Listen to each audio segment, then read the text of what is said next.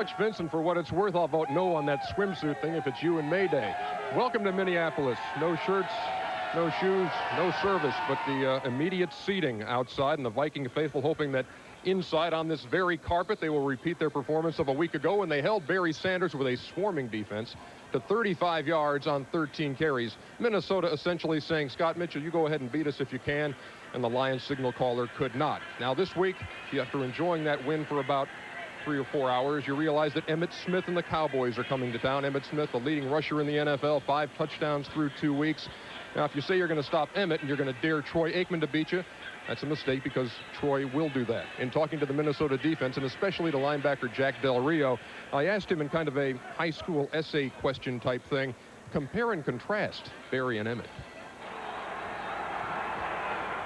Barry's a guy that'll make you miss and make you leave your jockstrap sitting on the 50-yard line, but I think that we've been more effective shutting him down. Well, you're going to be able to get some more hits on Emmitt that you wouldn't even be able to get on Barry. But Emmitt is more of a north-south guy.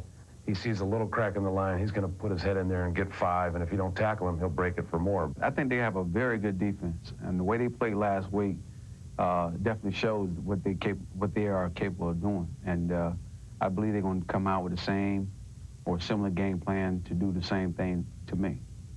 It's always challenging to go out week in and week out, and knowing that the defense is gearing up to stop the run. So therefore, you must be mentally tough, mentally sharp, and focused during the course of the game. And not only that, but for a running back, I keep telling myself I have to be patient.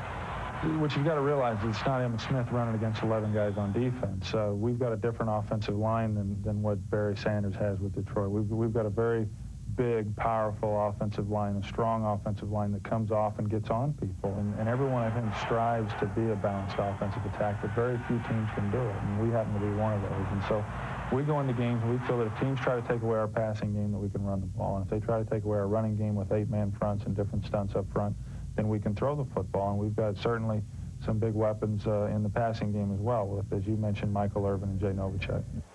Sometimes the best way to combat a balanced attack is to bring a defense that's a little unbalanced. A defense that features the kind of game day mentality that's mirrored in the eyes of Jack Del Rio.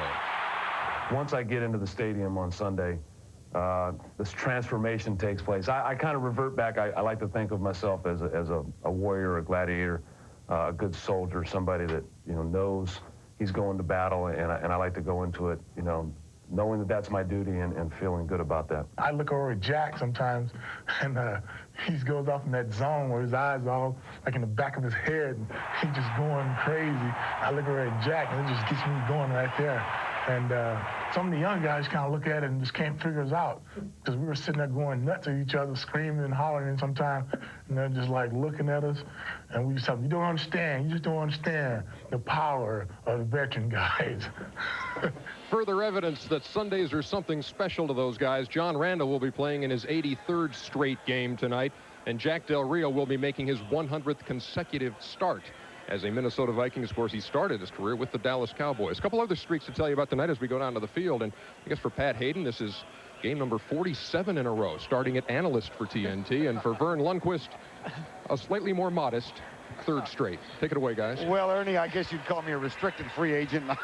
I'm back. Well, you're new. We've had to restructure all the announcers' salaries just to get you signed this year. Right, and I appreciate it. Pat, you can tell from watching John Randall, he's a very likable guy and enjoyable to watch. Now, Charles Haley of the Cowboys, little different kind of personality, but really a talented defensive end. Yeah, it's going to be fun watching these guys. And when you start with John Randall, Nate Newton, who will be trying to block him a lot tonight, said to us yesterday, the man's a freak. I mean, he said you get your hands on him, you think you have him blocked, and all of a sudden he slips off and he smacks your quarterback. And that's the kind of game he's going to have. He's going to have to disrupt the running game, and he's going to have to disrupt the passing game for the Vikings to have a big game. And, talk about Haley, Charles Haley. I think so much has been made of the Deion Sanders thing. You forget that he thought about retirement, and he decided not to retire. He came back. They're a dominant defense again. I think his coming back is just as important a story as the signing of Deion Sanders. Well, he had a terrific game last week, Defensive Player of the Week in the league, as the Cowboys come in tonight 2-0, and the Vikings counted with a 1-1 record. Right now, let's go back to Vince Cellini. All right, thank you very much, gentlemen. Just enough time. Football tonight continues. The boos you hear are for the Dallas Cowboys being introduced here at the Metrodome. Ernie Johnson back with you. Let me, as promised, lend some historical perspective to this game. This is only the second time Barry Switzer has been to the Metrodome. How do I know that? Because the first time it was on our sister network, TBS, September 28th, 1985. Switzer's top-ranked Oklahoma Sooners taking on, as they say, upset-minded Minnesota. And there's Barry, and there's his quarterback making his first start at Oklahoma, number 18, Troy Aikman. Would there be an upset for Lou Holtz in Minnesota? Not quite. Good game, though. 13-7. Switzer's guys won it. Troy Aikman did make the start. He did not, however, finish the game. Later, he transferred to UCLA, and the rest, as they say, is gridiron history. We're ready to kick this thing off in a few minutes. The Vikings and the Cowboys. Let's go back to Atlanta and Vince. All right, thank you very much, Ernie. Tonight on TNT, the renewal of a rivalry of NFL teams born in the 60s. But it's the bitter memory of a playoff game 20 years ago that stings the Vikings faithful to this day. The words Hail Mary mean victory to Dallas fans and defeat in Minnesota. Staubach and was then. Now a new brand of Cowboys named Emmett, Troy, and Michael ride north looking for another victory.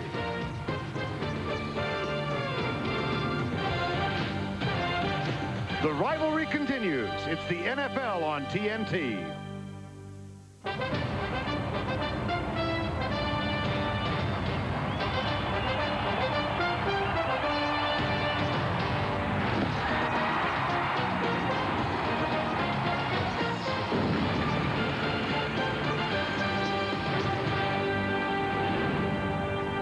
We're at the Metrodome in downtown Minneapolis, Minnesota on a crisp September Sunday evening, week 3 of the 95 season. And fans in all kinds of guises have arrived. This guy had a little bit too much lutefisk back at Yuletide here in the land of the North. The Cowboys come north to take on the Minnesota Vikings. Dallas comes in undefeated 2-0, and Minnesota enters the fray tonight with a 1-1 record, their second home game. Good evening, everybody. Vern Lundquist along with Pat Hayden. No question, I think, that Dallas is playing as sharply as anybody in the league right now, even in midseason or late-season form. And, Pat, they have at the 3 most obvious skill positions, quarterback, running back, wide receiver, arguably the best 3 out of anybody in the league. Yeah, and that's why they're playing better than anybody in the league. And it starts with Troy Aikman is off to another good start. And the 3 things we want to watch about Troy Aikman tonight. One is how quickly he gets away from the line of scrimmage. I think that distinguishes him from a lot of other quarterbacks in the league. And then how quickly he reads and knows where he's going to go with the ball. And then how quickly he comes out of his hands. Those 3 things make him very difficult to defend and to sack. Then you talk about Michael Irvin. Now, this is a guy as confident as any receiver in the game. And believe me, there's some confident ones out there. But watch the kind of routes he catches. They're not those little frilly passes on the outside. It's over the middle. It's the tough stuff. You must defend the middle of the field against Michael Irvin. But I think when you're starting with the Cowboys, you start trying to stop Emmitt Smith. He is, in my opinion, the best running back in the National Football League, period. There are guys flashier. There may be guys faster. But if you had to win a game, you pick him, you give him the ball 25 times. Well, and he's running behind 5 sequoias in the offensive line that blot out the sun even though we're playing under glass. They're huge. Yeah, and they're not only big, they're awfully good. And they have dominated players in the first 2 games. And you talk about, wide receivers and running backs all the time. I think fundamentally tonight's ball game is a lineman's game. And this offensive line have not given up a sack. They're the leading running team in the National Football League. They are good, and they have dominated the first 2 weeks. Minnesota took on Detroit last week. They held Barry Sanders to 35 yards, and 12 came on the last carry of the game. Can they do the same against Emmitt Smith? The simple answer is no, because the quarterback here can beat you. I mean, they ganged up against Barry last week with an 8-man front, but Troy Aikman can kill you. I think if Minnesota's going to win this game, they need 2 or 3 turnovers on defense. That's how they're going to win. Well, the Vikings are not without some weapons, however. They've got an all-pro quarterback in Warren Moon and an all-pro wide receiver in Chris Carter. And that's a pretty good place to start with those 2 guys. And Warren Moon is really running a new kind of offense for him tonight. They want him to throw some shorter passes, keep the ball moving. His shoulder is still not healthy. He's only 85%, he said. But if they're going to have some big plays in the passing game, they need to be aggressive. And I think the guy they want to get the ball to is Chris Carter. You see, he set an NFL record a year ago. They need some big plays at him, Vern, and they don't necessarily need to be long plays. But I'm talking about jumping up, in the end zone and making a touchdown catch or a big 3rd down catch. So they're going to need some big plays out of Chris Carter. Well, and Emmett is not the only Smith in the Metrodome. Robert Smith of the Vikings has had 2 solid games at running back. Yeah, Robert Smith, number 26, he's a good player, just beginning to emerge in the NFL as a running back. Now, he's a different kind of runner. He's tall, he's lean, he's angular, he's 6'1", but he's exceptionally fast, and people, defenders, take wrong angles on him. The Vikings want to get him going. They're going to give him the ball early and often. Denny Green, the head coach. 4th season as a head coach here. They've been in the playoffs the first 3, but they've yet to win a postseason game. 31-19, a regular season mark. And his counterpart, of course, is Barry Switzer, now in his 2nd season, and 14-4 with the Cowboys. Well, he is the 3rd Cowboy head coach. Of course, Tom Landry, 36 years ago, didn't win a game, had 1 tie his first season. And Jimmy Johnson went 1-15. I think the talent pool was a little stronger when Barry Switzer came aboard. The Cowboys have won the toss. They will receive. Kevin Williams is the deep man. He's joined by Brock Marion. Here's the kick from Fawad Reveiz, and we are underway. It goes over Kevin Williams' head, out of the back of the end zone, touchback, and Troy Aikman and the Dallas Cowboys will come on offense for the first time. Aikman, as Pat said, yet to be sacked. 3 touchdowns, 1 interception, and wins over the New York Giants on a Monday night, and then last week against Denver back at Texas Stadium. And he will run behind a huge offensive line. And Vern, I think early in the game that this is an important defensive series for the Minnesota Vikings. I mean, Jack Del Rio said to us yesterday, hey, my dream, my vision of this game was to have a 3 and out. This is an important early defensive series. Watch Esra Tuaolo, number 98, at the nose tackle spot defensively. Here's the handoff. It's hit behind the line. Emmitt Smith loses yardage. Ed McDaniel leads the defensive charge. Just the kind of start you want. Yeah, the Vikings must make this a 4th quarter game. And the way you do that, you stay in it against the Cowboys in the 1st quarter. Number 58 is Ed McDaniel. He is the backside linebacker. He should make a lot of tackles. Just kind of blew right through Daryl Johnston, made the play, and that's the start the defense won. To give you an idea of how difficult the task facing Minnesota is, the Cowboys have had the ball 21 times this year. Only once have they been held to 3 downs and a punt. Aikman to throw. Got him. First sack of the season. Roy Barker.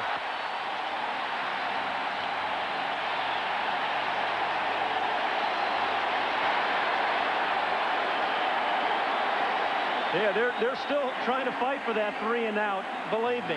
But you spend so much time worrying about John Randall. There's some other guys who can put some pressure on the quarterback as well. Number 92, Roy Barker, has had a big start to the season in the rushing the passer and stopping the run. 3 wide receivers. 3rd and 20. Aikman lobs it to Emmitt Smith. Harlan Barnett gets him. 3 and out for Minnesota.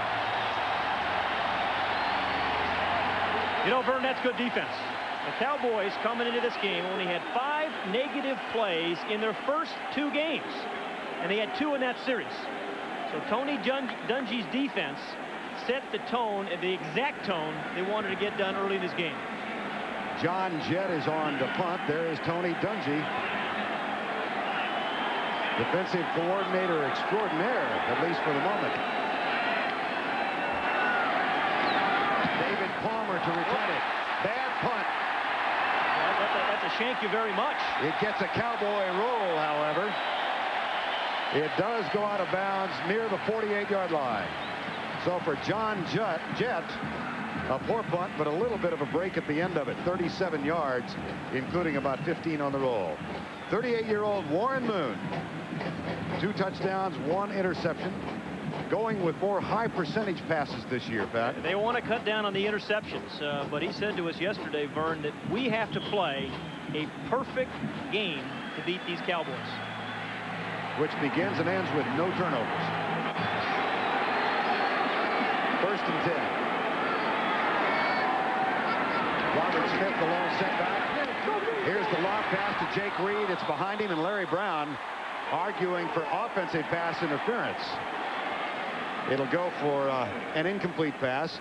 Chris Carter, Jake Reed had 85 catches last year. Robert Smith with 111 yards last week surpassed his season total for 1994. And up front, Todd Stussy and Corey Stringer, a second-year tackle and a rookie tackle, are going to be tested heavily tonight, with Haley and Talbert coming at them. 2nd and 10.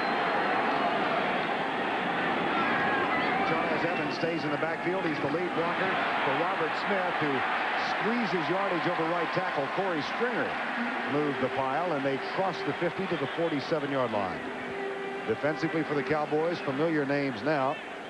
Talbert and Haley at the defensive ends, Maryland and Leon Lett at the tackles. Robert Jones, a resuscitated career at the middle linebacker spot. Darren Smith, a holdout, and Godfrey Miles is occupying his spot. And this may be the weak part of the Cowboys defensive unit, if there is one. 3rd down. Shotgun. Handoff, Ampley. 1st down, Minnesota at the Cowboy 41. What a lead block by Randall McDaniel. I mean, you know, the defense did their job. They forced a 3-and-out the punt. They got good field position. And then that first 3rd down, it's kind of a change-up play. It's a passing down. Number 64 is Randall McDaniel. Watch him lead the play here. Ampley is more of a receiver than a runner. McDaniel dominates his guy. Ampley follows that block, and they pick up a 1st down. So kind of a change-up call on 3rd and 5. 1st and 10. McDaniel back in his spot. Now they're going to reset the game clock, or the play clock, rather. Our referee tonight, by the way, is Ed Hockley. From the 42, 1st and 10, double tight end set. That's Chris Carter heading in motion, top of the screen. Robert Smith, he's bounced backwards as he crosses the 40 to the 38. Leon Lett got him. And he got stunned. He was stunned, and Woodson got him too. And Robert Smith is hurt. The one thing about Robert Smith, we said there are not too many running backs like him. He is tall, he is angular, and he is a big target at 6'1". Most of the good running backs you see now, Vern, are that, 5'8", 5'9", 5'10", 200 pounds. Well, he goes 6'1", although he looks taller than that, and he presents quite a target. Denny Green went way back in NFL history. To compare him to a running back, Lenny Moore, the outstanding running back of the Colts in the 50s. Think about this Dallas defense. They have a lot of guys that can make up some ground quick. Oh, boy, and that is Darren Woodson, the strong safety. And that is the helmet in the stomach. Ouch. That's going to be ribs. And that's going to hurt. Time has been called. Robert Smith resting himself in his ribs on the sideline. No official medical report, but Scotty Graham has taken his place. It's good to see a bit of a smile for Robert Smith. And there's Darren Woodson. Yeah, Darren Woodson has been a force. He's noted now for all the big plays he made a year ago, but he makes a lot of the little plays, like that one. I mean, stuff in the hole when you had a big gain on your hands. Scotty Graham is in the backfield now. He started the season at tailback. Robert Smith was a contract holdout in preseason. Here's a fake reverse, and Scotty Graham is spilled as he gets down to the 37-yard line. That will bring up a 3rd and about 4 or 5. And it'll bring in the nickel defense of the Dallas Cowboys. Well, it would be a great lift for the Vikings if they could score first. Now, we're still very early in this ball game, but the thing about Dallas, they're the best front-running team, I think, in the NFL. And you're playing at home, you'd love to get that first score, but to be able to do so, you have to convert this 3rd down. Cowboys are going to go with 4 down linemen and 7 defensive backs. Greg Trimble has come in. Bill Bates, the 13-year vet, in the middle. The kind of mistake Warren Moon said they could not have. And the snap was catchable. It was a little off. It was a little off to his left, but it was catchable. Should have been caught. Very good. Looked like he actually started backing up before the ball got there, and kind of short-armed on it. 2nd in history. Dave Craig leads that distinguished group with 132. My buddy Dan Fouts retired at 106, and he's going to love me bringing his name into that conversation. Nice high punt. And it's going to be down at the 1. Whoa, Mike Saxon, the former Cowboy, leads the league in putts down inside the 20. And this one... You catch it, Vern. Whoa! This thing was up there. And again, they had a good defensive play and a good special teams play. I mean, so the defense did their job, the special teams have done their job, and now the Cowboy offense for the second time is backed up. Negative plays for Dallas on the opening drive. That's Johnson and Emmitt Smith. Behind Troy Aikman, Emmitt Smith. Look at him dance. Look at him dart. Look at him get the Cowboys out of jail. Kind of reminded me a little bit of a 99-yard run a guy made in a Cowboy uniform a number of years ago. Right down from that same spot, exactly, as a matter of fact. Against this very same team. Tony Dorsett. Absolutely. You know, you look at Emmitt Smith, and he always seems to know where he wants to go, and he doesn't waste any steps getting there. He doesn't see people, he feels them and makes them miss. Gain of 14 for Smith. Novacek starts in motion. 1st and 10 Dallas. They hand it to Smith again. He gets a little bit of a first block from Michael Irvin and is knocked out of bounds by Charles Mincy, number 21. There is a flag down on the far sideline.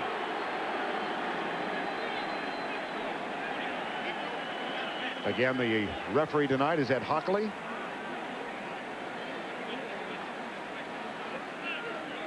Here's Charles Mincy, grabs a little face mask. And the official's right there.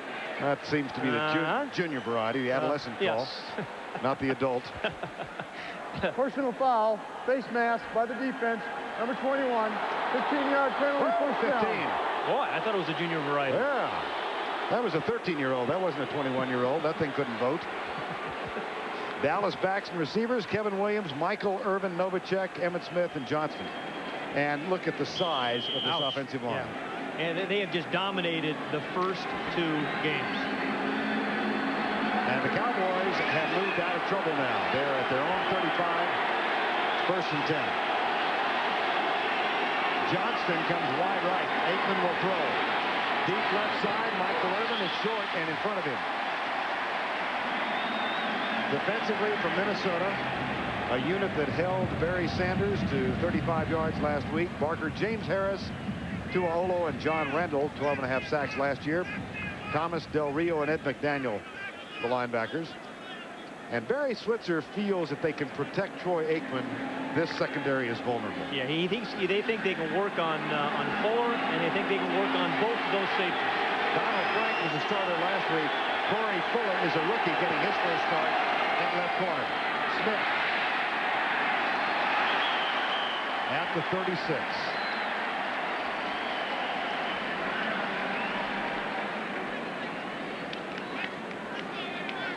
.8:45 to go first quarter. Well, Troy Aikman, I think he can beat you with fewer passes than any quarterback in the league. You know, he's not a stat guy. He's not going to throw for 35 touchdowns or have a lot of 300-yard games. Not a fantasy football guy. He is not, but he will slice you and he will dice you and he will beat you with a few passes. Kind of a Rocco sort of guy. Yeah, Vegematic. Right.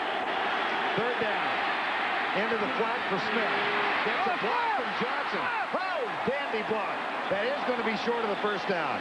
But Moose Johnson leveled Del Rio. Yeah, you know, Daryl Johnson's one of those guys you don't appreciate really until you watch the tapes on Monday. You know, he's the kind of guy that'll make blocks like this. Good coverage here as Aikman looks downfield first. Then he's going to try to go to Johnson that dumps it off. And that's the kind of confidence he has in Emmitt Smith on 3rd and long to try to give him a chance to run for him. But Del Rio got smoked. Actually, it was Robert Griffith. That's my mistake. 24. He's the guy that got popped. Okay. And then Jack was down, and he got up, having been leveled. The thing about Johnston, though, in so many subtle ways, he can help their team win. John Jett, second punt. David Palmer back to return it. This will go over. Oh, he's got it at the 10. He's dangerous. Tiny All-American at Alabama had a disappointing year a year ago, but don't forget about him tonight. Earlier in preseason, he had 7 punts returned against Kansas City for 201 yards. That'll keep you up at night. I cannot believe we're going to this game. We're back, no score, 7:20 in the first quarter. We referred to that 99-yard touchdown run in 1983 by Tony Dorsett. But, you know, old play-by-play guys never seem to die. Let's take you back. A young and handsome Bert Lundquist. And this... line defense for the Vikings. A handoff, Dorsett up the middle. Here he goes. Cuts to his right. Going all the way. No! To the 30. To the 40. He's got 2 men to beat. To the 40. To the 30. To the 20. To the 10. To 5. Touchdown! Very reserved call, Bert. You know who that was, the other voice? I was working with Brad Sham, and my partner got sick that day. That was Charlie Waters, who was called. Is that right? Yes, and Charlie, right down here about the 25, Charlie's cowboy allegiance overcame him. And he said, he's going to score. I thought, well, that'll go in the archives.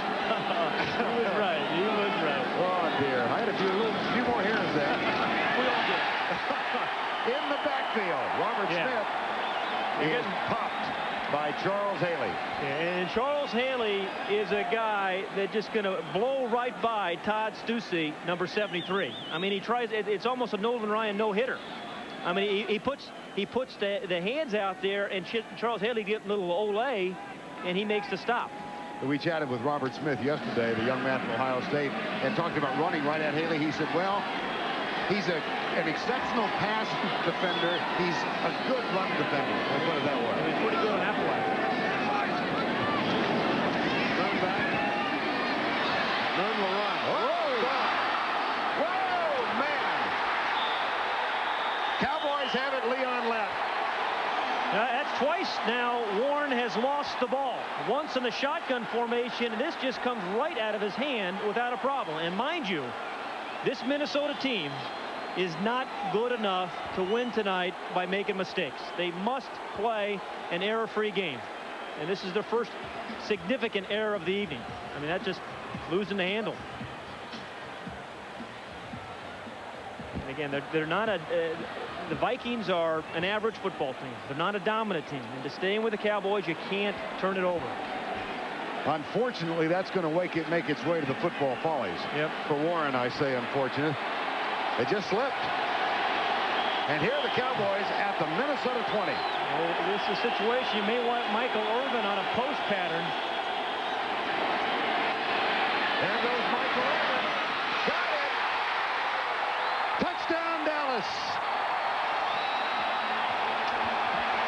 I believe it was a post pattern. You know, they were going to... Michael Irvin runs that skinny little post pattern. I mean, he is the wide guy, and all they're trying to do is create a matchup with the corner and the safety. He's the wide guy, number 88, top of the screen. The inside receiver ties up the free safety. Michael Irvin makes a great adjustment to the ball in the air, and they have the touchdown. Michael Irvin is tied in number of 100-yard receiving days for the Cowboys with 26. Last week, he came 6 yards short of holding the record by himself. Wants to get it tonight. Whoa, wow. My, was that a bad kick? That was awful. That looked like the Kansas City-Oakland game this afternoon. Well, they felt if they could protect Troy Aikman, they could work on these corners and safeties. And you get Michael Irvin in the first post pattern of the evening. A terrific adjustment. When the ball's in the air, he owns it. Coming into tonight's game, the Cowboys were perfect in what they call the red zone. That's the area inside the 20. 8 of 8. Well, make it 9 of 9. That's perfection of the highest order. They are just so hard to stop. It's kind of like, you know, balancing the federal budget. It's easy to talk about, but real hard to do. It's easier for you to talk about than some of us. Yeah. That, by the way, was Chris Boniol's first career miss of a point after touchdown. The last Cowboy miss was by Lynn Elliott in 1993. Lynn Elliott's the guy who missed the field goal in the game this afternoon. Here's John Baker kicking off. It's taken by David Palmer, returning kickoffs as well as punts tonight. And they like his chances doing this. And that's a pretty good effort. The Vikings get it out to the 33. Well, the Cowboy coaches were going to run the post to Michael Irvin the first time inside the 25. You think Barry Switzer liked the results? Well, you know, it's a nice thing when you feel like you have a game plan and things work. And, you know, that obviously did. And now the Vikings, you know, they had a defensive game plan. They wanted a 3 and out. That happened early in this game. The offense didn't capitalize on good field position. And now Warren Moon hasn't really gotten the rhythm of this thing. Fumbled the last time, and now they're battling that Dallas thing that everybody seems to battle. They have this year. 6-0 Dallas. Moon has 2 fumbles thus far in the game. 1 lost. That pass complete right side. Andrew Jordan, the tight end, number 89, makes the grab. Yeah, the Vikings have 2 tight ends. They do 2 different things. Andrew Jordan is the receiving tight end, and Adrian Cooper, number 87, he's the blocking tight end. Andrew Jordan got kicked out of last week's game. There's Cooper. He hit a guy from behind. That cost him in the pocketbook as well as an ejection. 6-0 at the 6-minute mark. Oh, that was his head. Jack Del Rio was talking about the frenzy that happens when teams get behind Dallas. Oh, what a pop on Robert Smith. Boy, I tell you, these defensive backs are popping Robert Smith. One time it was Darren Woodson. That time it was Larry Brown. And think about these Cowboys. You can't run outside on these guys, I don't believe. They are just too quick on defense. He pops it outside because of some inside penetration, some very quick penetration. I think it was Shante Carver. And he forces him outside. But they have so much speed with Haley and those defensive backs, you don't have a chance. Charles Haley favoring his left leg, muscle pull of some sort. Shante Carver is on the field. See if Haley leaves. Del Rio was talking about what happens when you get behind Dallas. He said all of a sudden you're in awe of what they're doing, and trying to play catch up against these guys is just darn near impossible. You know, as we watch Charles Haley, we talked about it on the pregame show, everybody's making a big thing about signing Deion Sanders, but I think the fact that Charles Haley decided not to retire is as equally a large story as they signing Deion Sanders. They're a dominant defense with Charles Haley. They're not without him. I thought we were going to go the whole night without mentioning. Well, I'm sorry. I'm sorry. It was in the context of Charles Haley, though. I understand, so you're forgiven. Okay. 6-0. 2nd and 13. Moon, draw play. Robert Smith. Big hole. Wow, the race is on. Edwards, or Woodson rather, catches up with him. But a nifty run of 44 yards for Robert Smith. Okay, the umpire gave him a good block, and Randall McDaniel, number 64, gives him a good block. The umpire kind of screens somebody. He makes him miss. Jake Reed, number 86, the wide receiver, picks up a good block. And when your wide receivers block, Vern, 5-yard runs become 44-yard runs, and that's what Robert Smith had right there. That's good blocking all the way around. Amp Lee will give Robert Smith a rest. Charles Evans is in the backfield on 1st and 10. A 44-yard romp. Here's the 3-step setup. Amp Lee, who is excellent out of the backfield catching passes, grabs that one and then is tackled by Dixon Edwards, number 58. Lee, who spent 2 years with the San Francisco 49ers, a career high of 45 receptions last year in this pass-happy offense. They want to reduce the number of passes this year, Pat. They threw, nearly 600. Yeah, 40 a game, and one of the things they said, hey, we want control passes, and we don't want the turnover. We don't want Warren Moon throwing as many interceptions as he did a year ago. Robert Smith back as the deep back in the eye. They go to the right side. Evans misses a block, but Smith turns the corner. A flag is down. Robert Smith knocked out of bounds by Clayton Holmes, who claims he was held. You know, Robert Smith has extraordinary speed. He's not fast. He's extraordinarily fast. And we talk about people sometimes taking the wrong angle on him. I mean, he's tall, he's angular, he's got that long stride, and I think he fools defenders, and they really take the wrong tackling angles. How fast is he, you ask? Well, he was a member of the Ohio State 4x400-meter relay team that had the fastest time in the world. Number 89, 10-yard penalty, repeat 2nd down. In 1993. Yeah. Holding, wipes out the run. Again, the long, loping stride. And then again, you think you have the angle. I mean, it looks like Woodson thought he had the angle, and then he outran him. I mean, that's what he does. He fools you with his speed. Poor angle there by Darren Woodson. Clayton Holmes is right. We have a report from the Cowboy bench. Charles Haley, a strained left hamstring. He might not be back. Second down. Amp Lee in the backfield. A 4-wide receiver set this time. Here's Moon. Draw play. Lee dances right, in trouble, down at the 20. And the crowd didn't care for the play selection. Yeah. Or the execution either. Yeah. Well, they have to come out of this thing with at least 3 points. So what Warren Moon can't do here is take a sack, and certainly can't throw the interception. If it's close, throw it away. But remember, we also said that this is where you got to have a guy like Chris Carter come up and make a play. Play big. I mean, play your size. Out-jump somebody. And this is where you'd love to see Chris Carter get a chance. Shante Carter is in at right end for the Cowboys. Chris Carter in the slot. Here's Moon back on third down. Screen pass. Oh, boy. Leon left. He's a force. Recovered a fumble. Stopped the screen. We were talking to Dave Campbell, the defensive coordinator, and said, when he's on, when he decides to play, you can't block him. He said, we just got to get him to play every down. Because when he plays hard, you just can't stop him. That brings on Fuad Reveiz to try his 31st consecutive field goal.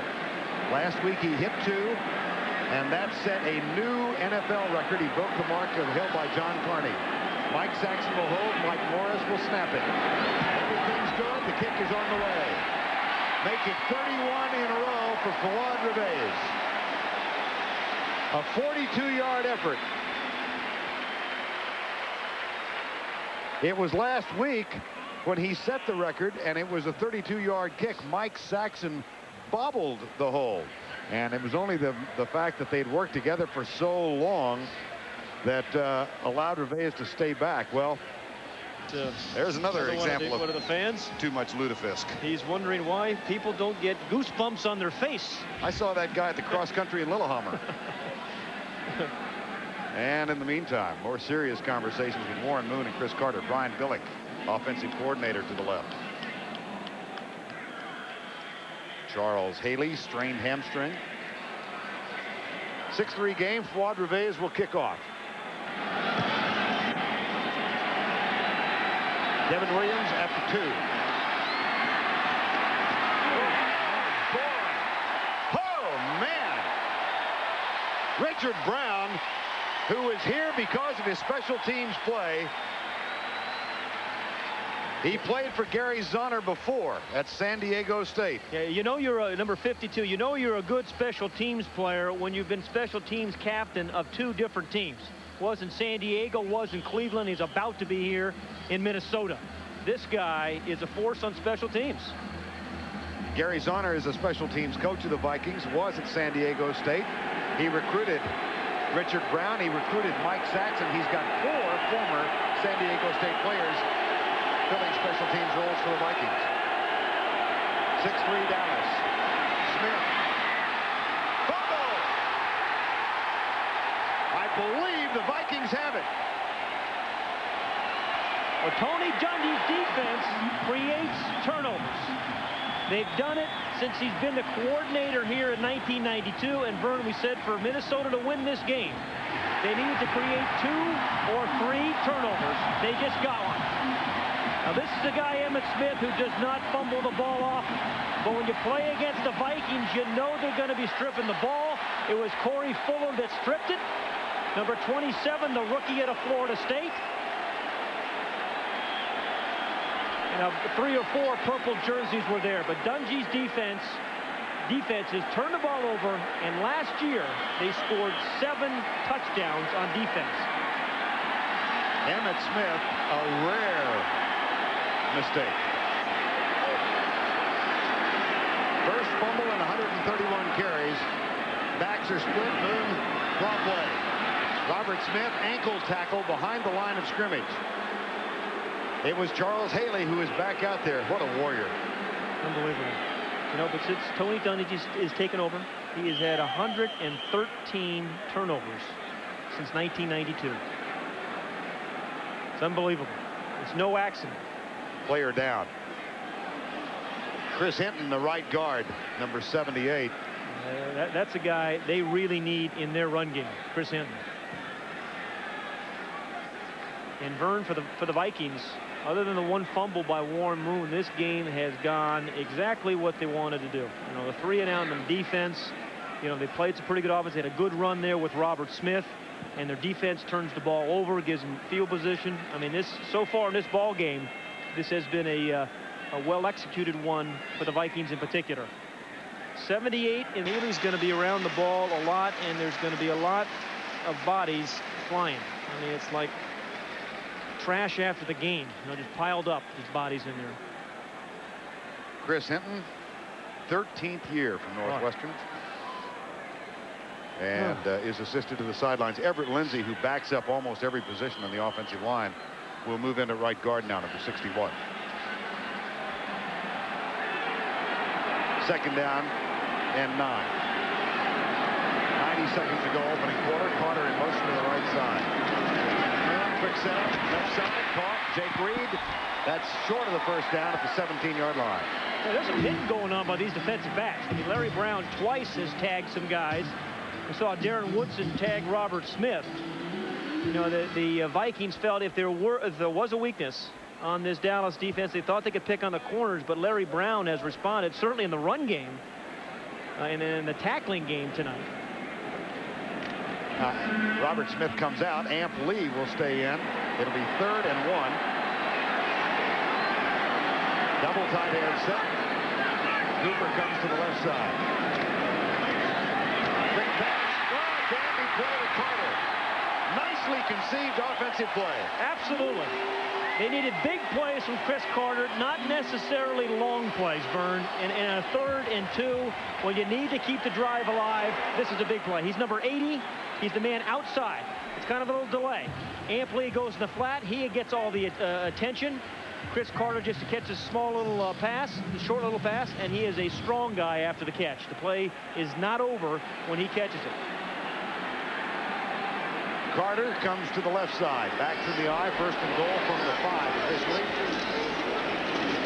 Robert Smith cuts it up the middle over the block of Jeff Christie. This is one series where Minnesota would love to punch it in. I mean, and we talked about, you know, always chasing Dallas. You get a lead here at home, the crowd gets into it, and I think you play 10-15% better. Well, if they're going to punch it in, they're going to punch it in at the south end of the Metrodome. We've reached the end of one.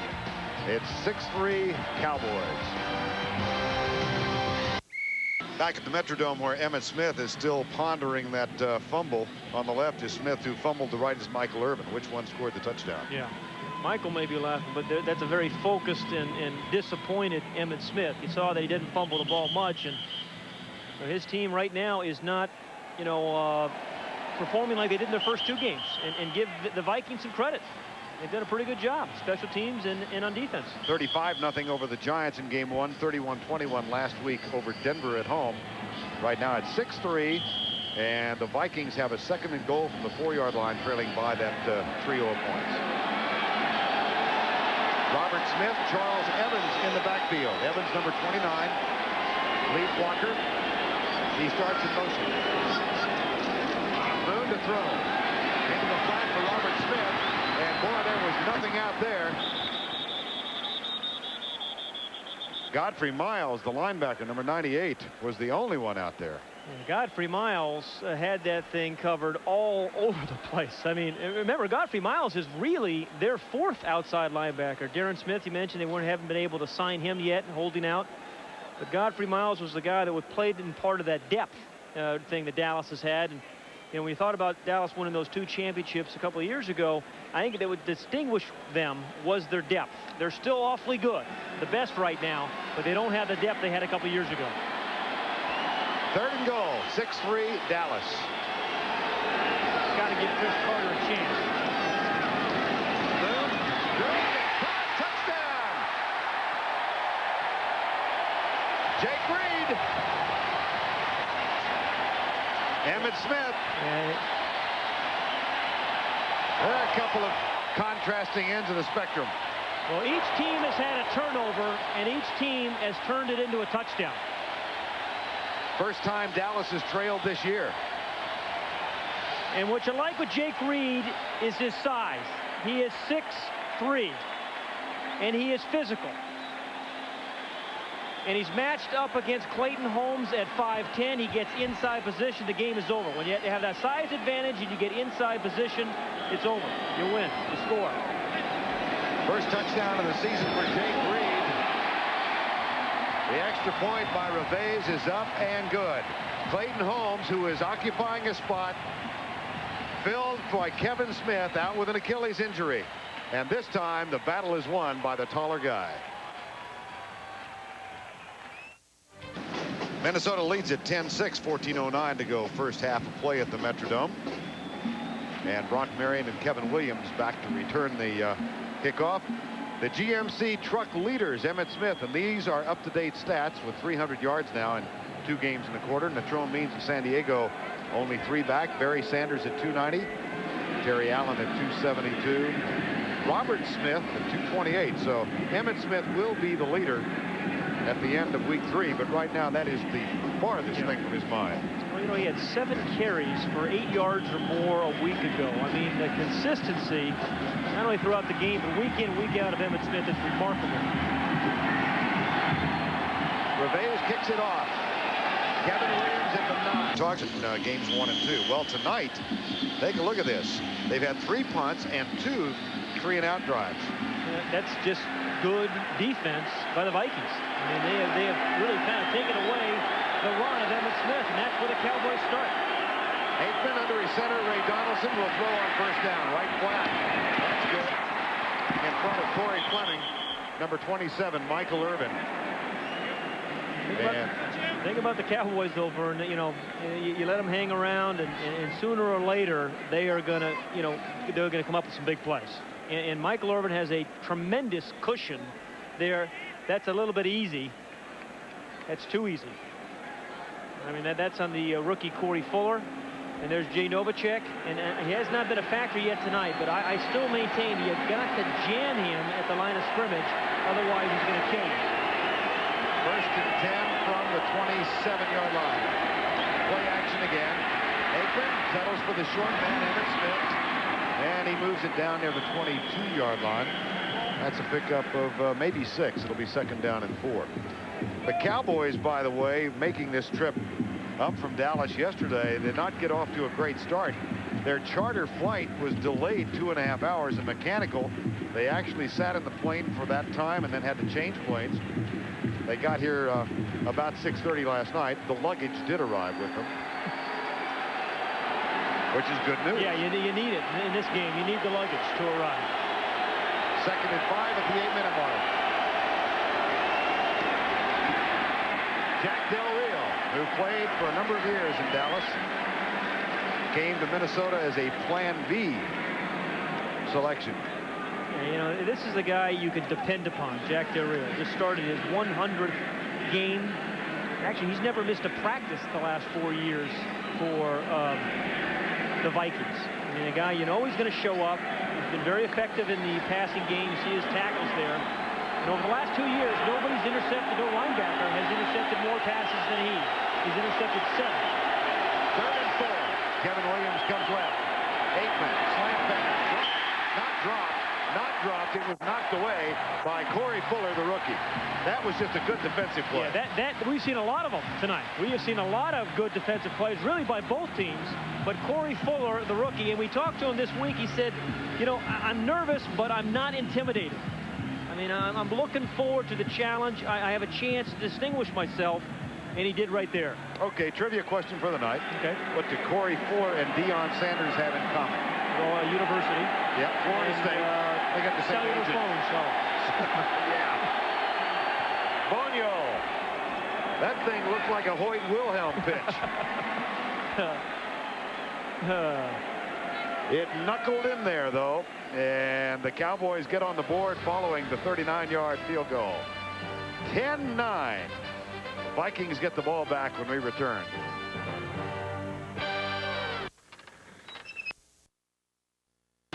48 in this streak. He also had one of 51 yards. He's made his last 31. Boandreves, Mike Morris will snap it. Mike Saxon will hold it. And the streak is over.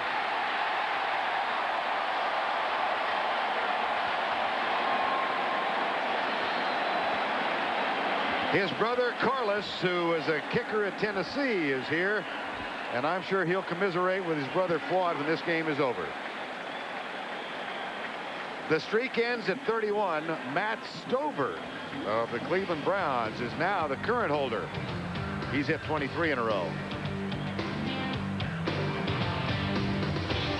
McVay is still pacing on the sidelines, thinking no doubt about that missed 48-yarder that saw the streak come to an end with 31 consecutive field goals. Had his son Nicholas with him at practice yesterday morning. He introduced us to Nick as his summer holder. Yeah. And Nick knew how to do it. Get the laces away, he said. Right. Toward the goalpost. 1st and 10, Dallas. They trail by 1. Aikman gets back, goes deep left side. That's a bounce pass, and it's incomplete in the hands of Michael Irvin. It's amazing. This first half, Dallas only has 70 total yards, 27 rushing yards. Now, mind you, they came into this game, you know, averaging 197 yards rushing. They've dominated people, but the Viking defense has kind of kept them on their heels. Coming up for the Fruit of the Loom halftime report, Vince Cellini, the no-huddle highlights, a fast-paced look at the big plays of the day. Ernie Johnson will have a special guest. That's a minute 56 away from now, 2nd and 10. Stunts by the Viking defense. Aikman goes right side. Michael Irvin at the 41 of Minnesota. Yeah, that ball was thrown with some velocity. The pass before was not. That thing was thrown on time with velocity, and there's no reaction time when you throw it that hard to Michael Irvin. 21-yard gain, first down. Cowboys do have all 3 timeouts left. Bobbled the ball, and Aikman fell on it.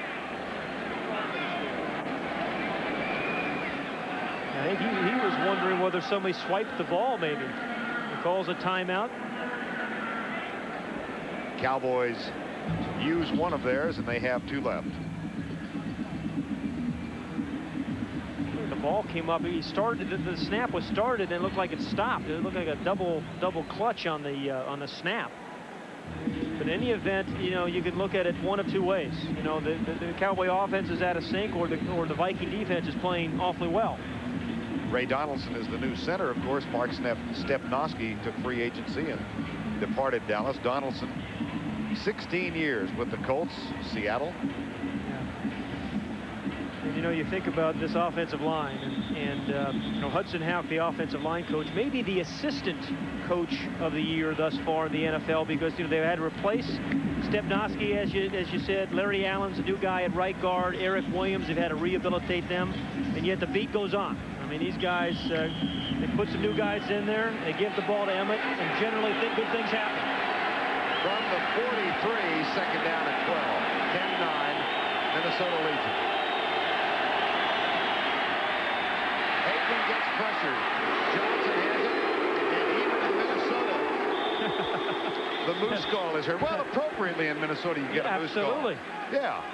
You know, where else would you get a moose call but up here? Well, this is your old stomping grounds, you old Swede, Norwegian, you. Jompen Yemeni. Oh, yeah. Can you name 3 words that begin with FJ other than fjord? Come on. Huh? Get back to me. I've got to think about that one. I wondered where you were last night. You're in the library again, huh? Time has been called. Dwayne Washington is the injured Viking, and time has been called by Minnesota, so they have 1 left. Coming up after the game tonight, I think back to what Bill Parcells told us in preseason when he talked about quarterbacks in the league and the great ones, and he said, I know Troy Aikman's got it, whatever it is. The total package. The total package. He said, I think Marino's got it. I know Aikman's got it. Pretty good tribute.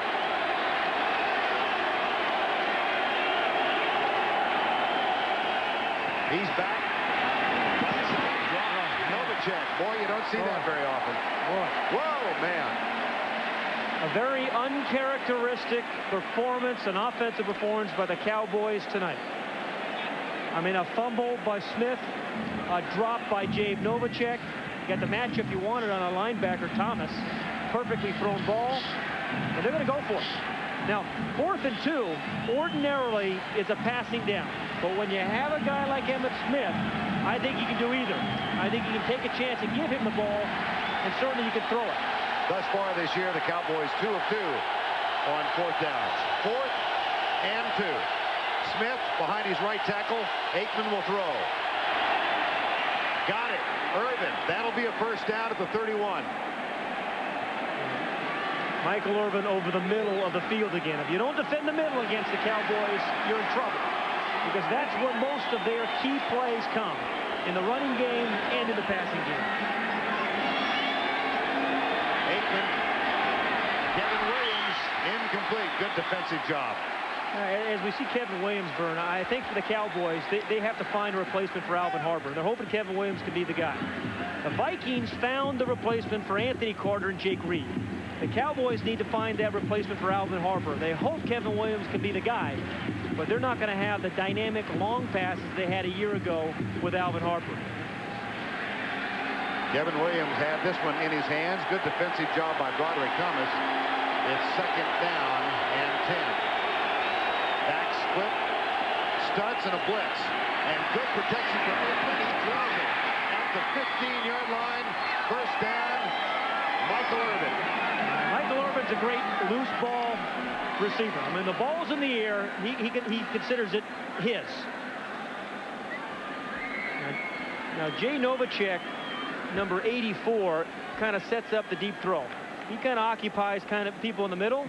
And, you know, that's a nice play. He kind of short-armed him intentionally because he knew Michael Irvin was behind him. I mean, the short arm wasn't fear. The short arm was because he felt Irvin behind him. Yeah, no alligator arms there. I knew, None it was coming. Yeah. Well, those are the intentional alligator arms there. The trouble is he has that same posture when the check comes. Well, you know, now you find yourself in a situation, you know, you played well all first half. I'm talking about Minnesota.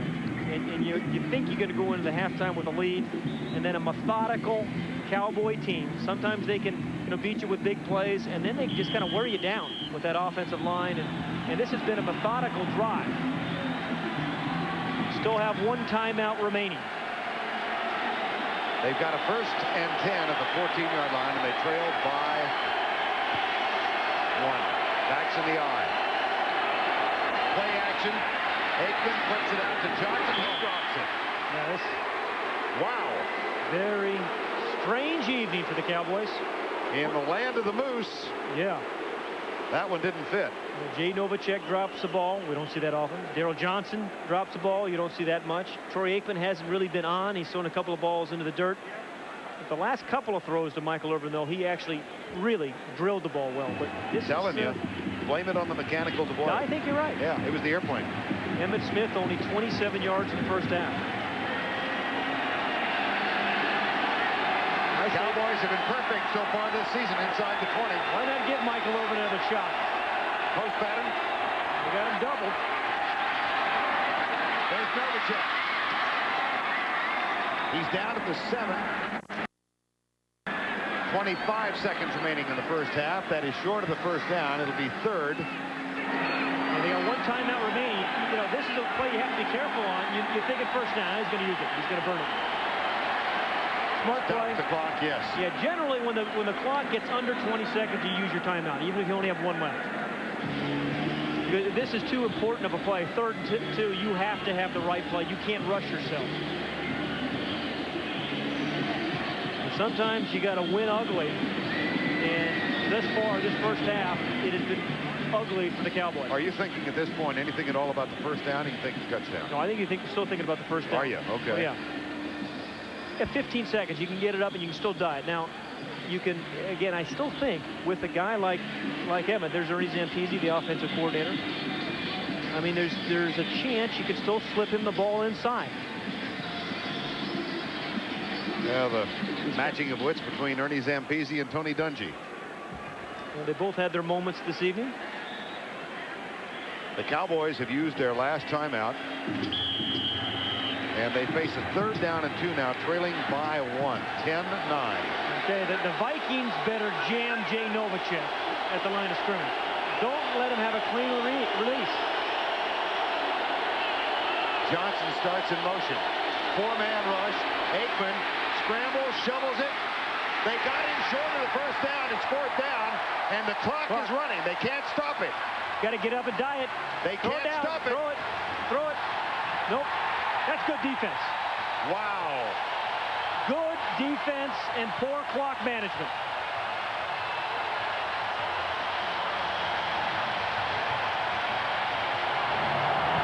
Mayburn, that is an excellent half of defense by the Minnesota Vikings. It really is. To a degree, Barry Switzer's offensive team shot itself in its collective foot, but the Viking defense should get a lot of credit. There's Emmitt Smith, and there's Broderick Thomas, and a huge play by Thomas, the linebacker. The clock runs out on the Cowboys. First time this season they have been stopped inside the red zone. We're at the halftime. It's 10-9 Minnesota. It's Minneapolis, the Minnesota Vikings leading by the measure of a mixed extra point. Chris Boniol, the first miss of his career. It's 10-9 right now, and a really interesting defensive struggle thus far, Pat. Yeah, I think the fact that the Cowboys only have 27 yards rushing is a very telling statistic. I mean, they've been dominating the first two games running the football, but the Minnesota defense has really taken that away.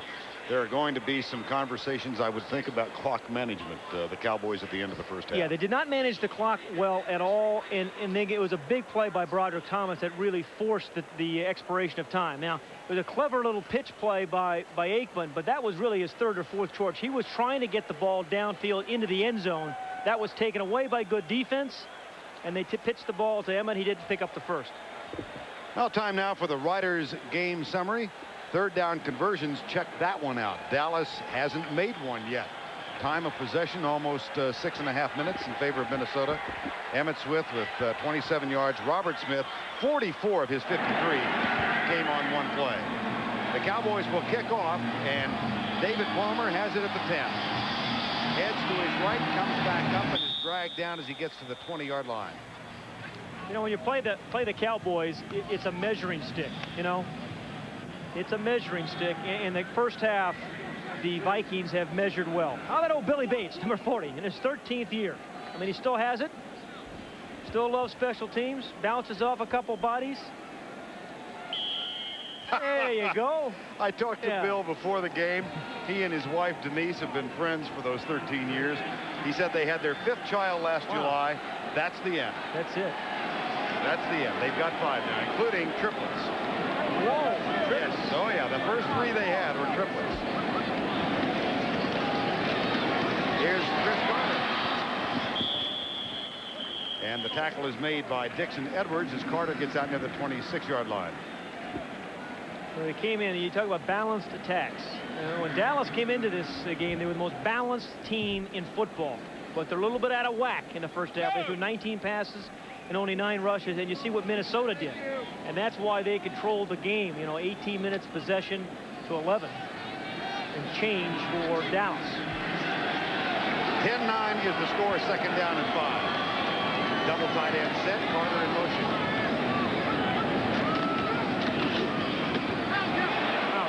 Leon Lett, Robert Smith. Oh, boy. There have been some collisions, and Leon Lett looks like he's hurt. Boy, you know, Haley went out for a while with a hamstring. Lett bounces up, but this is it underscores how the Cowboys are a little bit different. They do not have the proven depth that they've had in the past. They got Chad Hennings, who's a good third tackle. He's over McDaniels right here, number 64. You'll see him. Now that's an all-pro guard he just shoved aside. Yeah, McDaniel weighs 275 pounds. They just kind of disposed of him. That was a pile, one of those pile-up things. Same kind of thing to have with Chris Hampton. Sack of Flower. Yeah. Third and 6. Flower is spelled F-J-L-O-U-R. There's one. There's one. Jay Gray, flag is down. They may get a push-off here one way or the other. Let's see. This could go against Reed. Yeah, that's what the Cowboys are arguing. Well, speaking of push-offs, you know, you mentioned the anniversary of the past 20 years ago when Drew Pearson caught it. That was a classic push-off. Well, only now is Drew conceding that maybe he touched Nate Wright. Pass interference by the offense. Number 86. It's kind of a mini push, but he got busted. You know, if they're going to call defensive backs for all the little ticky-tack stuff, they should call the receivers from time to time, and they did there on Reed. You know, that game was played at the old Metropolitan Stadium in December of 1975. The Cowboys came up here as a wild card play. And the Hail Mary pass is remembered by so many, but 2 plays before the Hail Mary, the Cowboys had a 4th and 16, and Roger Staubach hit Drew Pearson for a gain of 25. That was really a significant play in all of that. Yeah, I think Drew may have pushed. No, he did. Absolutely did. Moon. Oh, there's a penalty. We're going to get it back. Yeah. Larry Brown hit Jake Reed. But you know what? Not a bad penalty, because I think Jake Reed is going to blow by Larry Brown on that one. He didn't tackle him, but he did the next best thing. He made sure he was not going to run by him cleanly. So second half matchup, Jake Reed and Larry Brown going at it. Last time Larry Brown won the matchup. You know, that was an intentional interference by Larry Brown, and that is a smart play, Vern, because he was going to blow by him. He was beaten, and he knew it. He applauded himself. Yeah, he deserves to be applauded. Sure did. That is the first Dallas penalty tonight. And it gives the Vikings a first down at the 35-yard line. 10-9 Minnesota. Carter comes left. Moon goes right. Pulls it back up, goes deep. Oh, Chris Carter and Larry Brown. Brock Marion was back as a center fielder, but Larry Brown had good coverage. He did. But you give Chris Carter a chance, and that's all you could ask for. I mean, he's come up with some big plays on third downs. This was a first down, and they're trying to get him right down the seam. Good rush by Tony Tolbert. I mean, that kind of disrupted the rhythm and didn't allow Moon to set up. And here's the coverage at the end. So Larry Brown has been involved in a lot of plays to start this second half. 3 that we can think of. Yeah. Second and 10. I got my calculator. You're on your game tonight, Vern. Oh, I tell you. Get me in the land of Lefse, and I just soar. There's a second down, and there's no game. Ampley, number 32. Todd Stussy, who started every offensive down last year as a rookie, going against Haley tonight. He's number 73 there for the Vikings. That's a pretty good block by Stussy.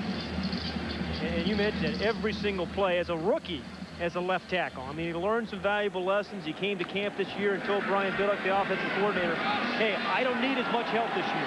You know, help the other rookie, Corey Stringer, who's playing right tackle. Second year out of Cal.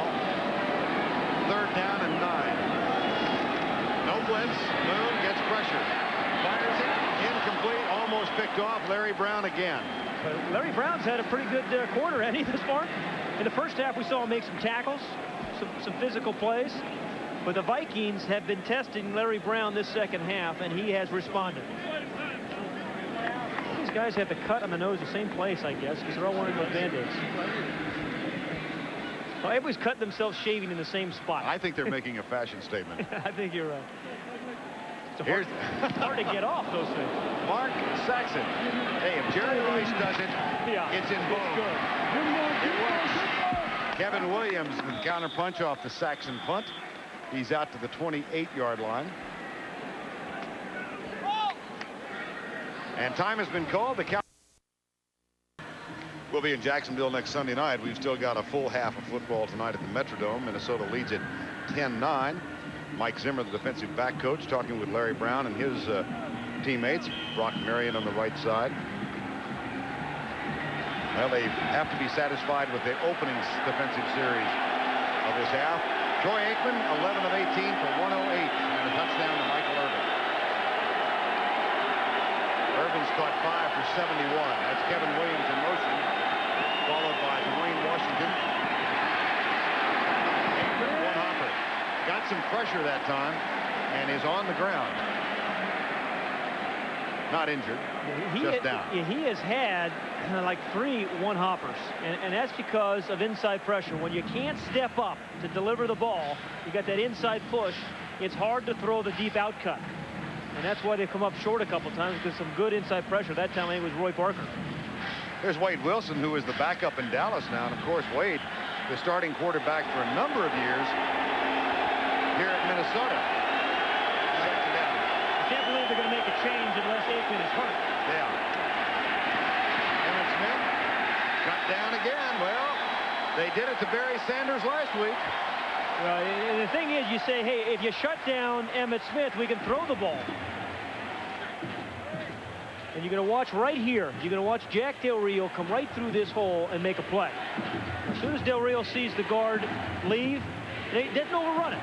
See, he didn't overrun. He was very patient play there by Jack Del Rio, and a good one. And the Cowboys still searching for their first third down conversion of the night. They are 0 for 6. They're looking at 3rd and 9. And Jack Del Rio looks at them. 4-man rush, no blitz. Aikman caught by Novacek. That will be enough for the first down at the 40-yard line. That's the first conversion of the evening. Yeah, and only the second catch for Jay Novacek tonight. And he's a guy that, you know, over the course of a game can really hurt you. He's on the right side, the tight end over here. That's Jay Novacek.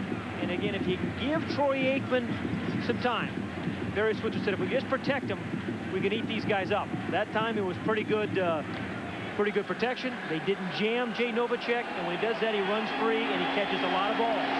1st and 10 from the Cowboy 40-yard line, backs in the eye. Blitz.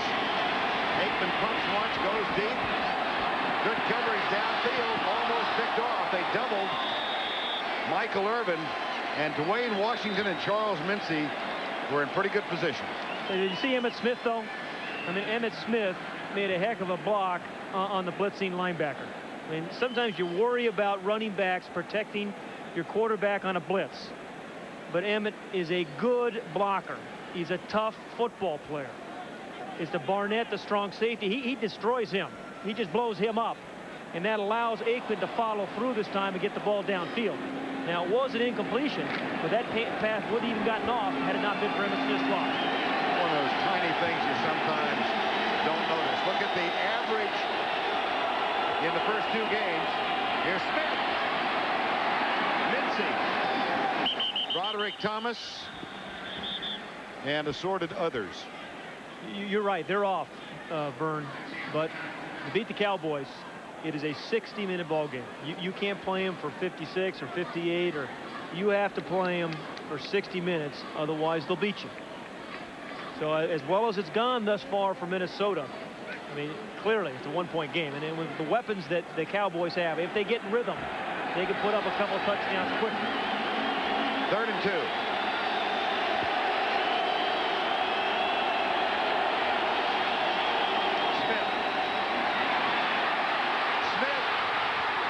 To beat. The one man is Corey Fuller, and he tackles Emmitt Smith. But you just knew you couldn't contain him all night long. Well, he got some good blocks right up the middle by Larry Allen, his right guard, number 73, who dominates Randall that time. Ray Donaldson blows his guy away. Almost fumbled that ball. Almost fumbled it. But you keep feeding him the ball. Picked up an extra 8-10 yards after a very forceful straight arm as well. 45-yard gain for Emmitt Smith. He's got 81 on 11 carries, and just like that. Backs in the eye. Here's Smith again. This time the penetration comes from the defensive line and linebackers. And Smith is caught for a loss back to the 9-yard line. John Randall. We haven't mentioned him a lot tonight. No. You know, and this is what Emmitt Smith has seen a lot of tonight, Vern. It's a lot of purple jerseys right when he gets the ball. Ed McDaniel, number 58, gets some help from Randall, and Harlan Barnett, the strong safety. We come to you from the Metrodome in Minneapolis. Vern Lundquist and Pat Hayden. The Cowboys trailing by 1. A missed extra point, the difference. They've got a 2nd and goal. Here's Aikman, quick setup. Luke Johnson, they scored on this last week against Denver. This time he gets it down to the 4-yard line. Is he alone? I mean, he should have been stopped about 6 yards prior to where he did. We talked about Johnston doing the subtle things to help you win football games. He's the man in motion, number 48. It's a simple little pass. The accurate throw allows him to do something with the ball after the catch. If you force the running back to adjust to the ball, you can't do anything. But it was such a perfect throw, he can do something with the ball after the catch. 3rd and goal from the 3.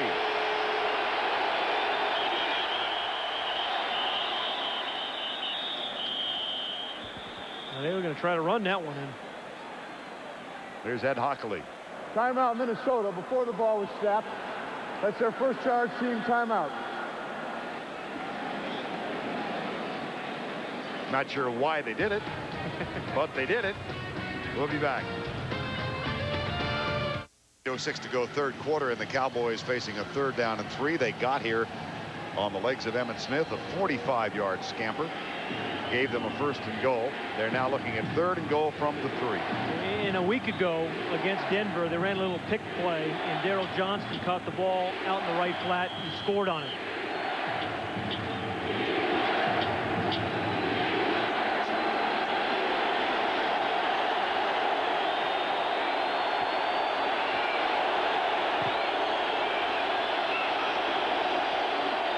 Aikman drops at the goal line. It's 4th down. Coach Fazio, Minnesota defensive assistant, looks on. Yeah, pretty good play there by Corey Fuller again, Vern. I mean, tested the rookie, and Corey Fuller responded one more time. First, you try to put the pressure on Aikman, but it was very good protection. Throwing darts. And the reaction on the sideline of the Cowboys. Kendall Watkins, backup tight end. Here's Bunyol. He missed the extra point. Novacek with a hold. Whoa! It's unbelievable. Whoa! Boy.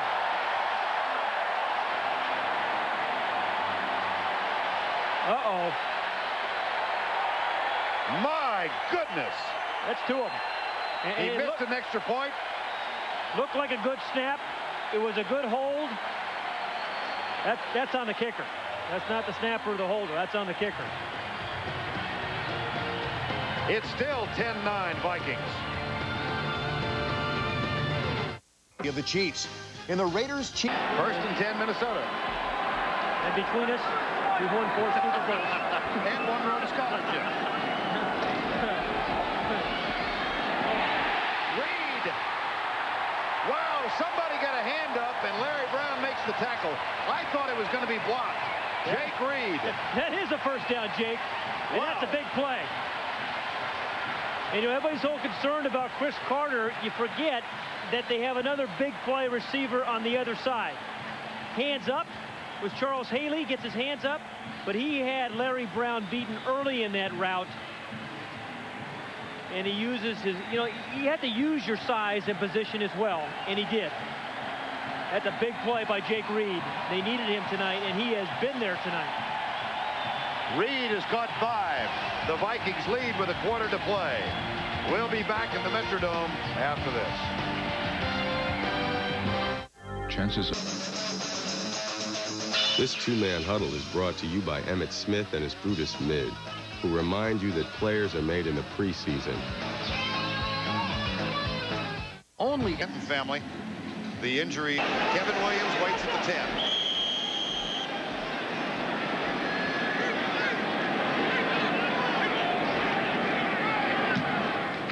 That's going to be too far. No, that's a bad punt. Yep. Can't punt it in the end zone. That's a bad punt. Just gave the Cowboys 20 yards. Well, if you're a lip reader, you know how Mike Saxon feels about it. If you're not a lip reader, you probably know as well. Tain't good news. 13:32 remaining in this one. Dallas and Minnesota week 3, and the Cowboys up 10-9 Missed field goal, missed extra point for Dallas. 20-yard field goal, fumble. They've really sputtered offensively, and yet they're only down 1. Yeah, and the Cowboys are one of those fourth quarter teams. You know, you let them hang around for long enough, and they've got enough weapons they can knock you out. So, you know, you still, even though Evan Smith is struggled, I wouldn't be surprised to give him the ball a bunch of times this fourth quarter and let something good happen. I mean, he's that kind of player. You want to give a guy like that the ball now. Cowboys take over following the Saxon punt at their own 20-yard line. Troy Aikman for the night, 15 of 27 for 139 yards. 1 touchdown. He's been sacked only once. Total yardage now 219 for the Cowboys, 210 for Minnesota. And 2 big plays, 1 for either team. A 44-yard run for Robert Smith of the Vikings, a 45-yard run. Emmitt Smith of the Cowboys.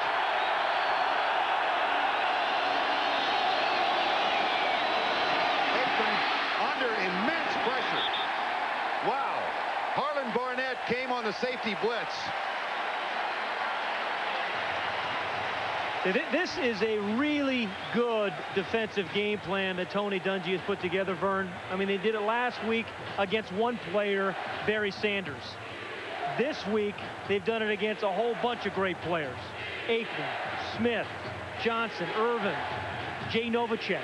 I mean, this is as good a defensive game plan as you're going to see, and as well executed defensive game plan as you're going to see. 2nd and 10. Blitz is threatened. Aikman back, left side, caught by Moose Johnson. He's got Donaldson in front, and Johnson all the way out to the 45-yard line. And they changed the pace. The Cowboys, for the first time tonight, run a finesse play. I mean, they've been a power team most of this evening. They changed the pace. Ernie Zampese calls a little screen pass to the left, perfectly timed. And Daryl Johnston, watch the thing how he makes the last defender miss, too, Vern. He picks up an extra 8 yards, but he kind of jumps over the last defender and picks up an extra 8 yards. There, puts his hand down, and that's a nice play. Very good play. 24-yard gain, 1st and 10. Novacek in motion. Here's Emmitt Smith. What does he do but break a tackle, breaks another, and scoots through for a gain of 14 yards. Dwayne Washington makes the tackle. Yeah, they're going to take care of the nose tackle, number 98, Ezra Tuolo. They just double him, destroy the nose tackle, and that allows Emmitt to jump through. And Smith combines power and grace, but it's always the power that comes first. Emmitt Smith is now 4 yards away from his 37th 100-yard gain. Flags are down.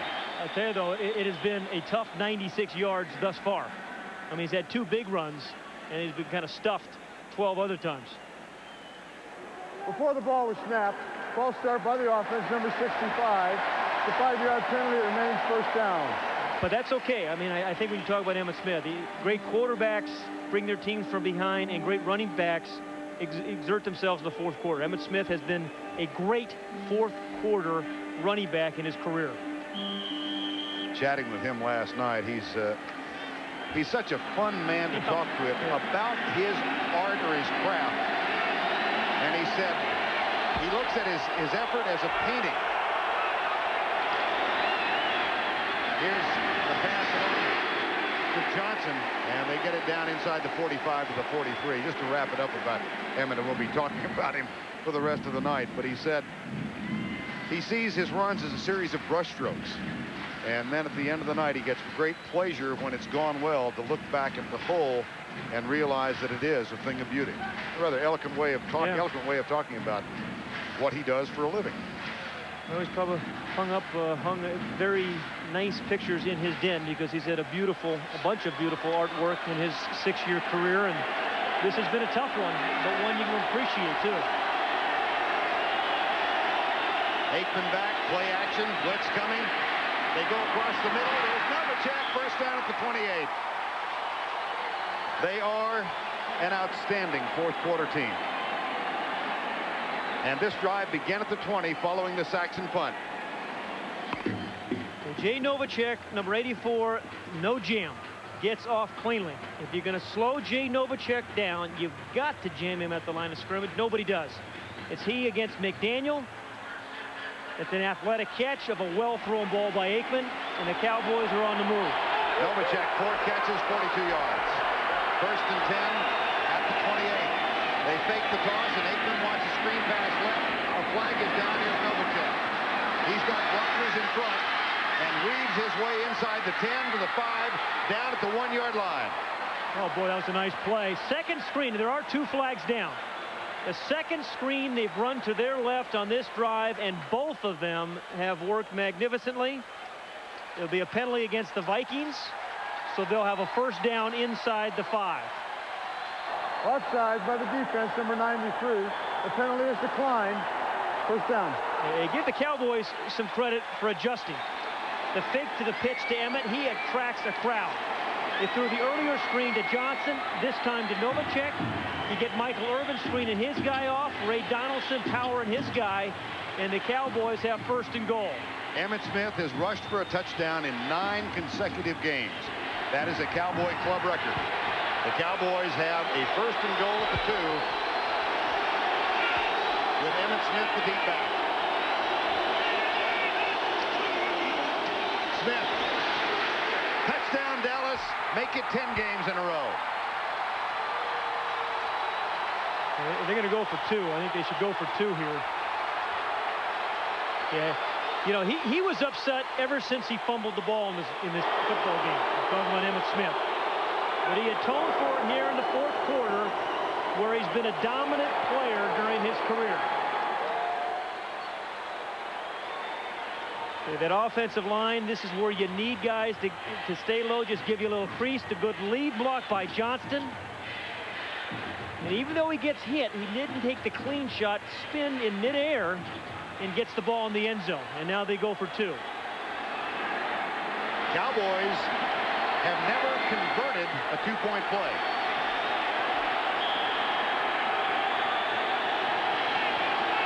Smith in motion. Now they have. Boy, is that a good throw.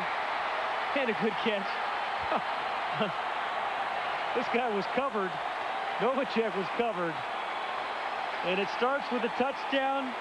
They gave him the chance, the 2-point play. A great 4th quarter drive where the Cowboys have always been tough. And the Cowboys have a 17-10 lead. Cowboys go 80 yards in 7 plays. It took only 3 minutes and 35 seconds. Emmitt Smith gets the touchdown, and he has now scored 77 rushing touchdowns in 80 games. Take a look at the rushing ratio. Jim Brown had 106 and 118, and Emmett's in that category. Walter Payton, of course, the leader with 110 in 190 games. Here's the kick by John Baker. Cowboys up by 7. David Palmer at the 5. Watch out. Watch out. Oh, he is kind of fun to watch, isn't he? Let's go back to the 2-point play, because I think this is a remarkable throw and a great catch by Jay Novacek. Now, he is covered. Right there, he's going to be in the middle of your screen right now. He's covered by Broderick Thomas, and the ball was thrown away from the defender. He caught it all hands. That is pretty good.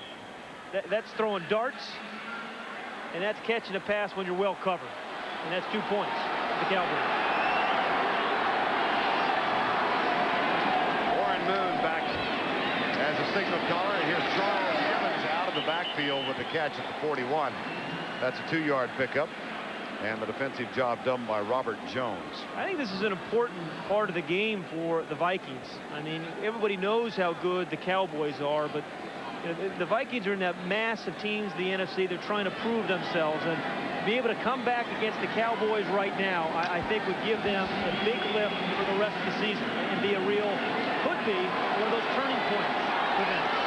2nd and 8, 9:13 to go. Boone, Chris Carter can't hang on. Just behind him. In front of Clayton Holmes. It'll be 3rd down and 8. twice now in this fourth quarter, Vern, they've gotten themselves in 3rd and long. First 3 quarters, they weren't in 3rd and long, but twice this time they have. In this half, only 25 yards on the ground for the Vikings, only 45 yards passing the ball. They led 10-9 at the half. Total of 82 yards now. That's current. And you see Dallas has gone up to 175 yards in this half. 3rd and 8. 4-man rush. Boone, right side for Reed. And again, pretty good coverage by Clayton Holmes. His coaching staff says Clayton Holmes is the best athlete on the ball club. Boy, did Tony Tolbert get a hold of Warren Moon. I mean, one of the reasons Clayton Holmes was able to cover Jake Reed that time and do it pretty well is because of the rush of Tony Tolbert. But, you know, Elway tested Holmes 3 times deep last week. Didn't really convert. They test him here. That's pretty good coverage, again, by Clayton. Mike Saxon on to punt. The return is on all the way. Saxon, Kevin Williams at the 22.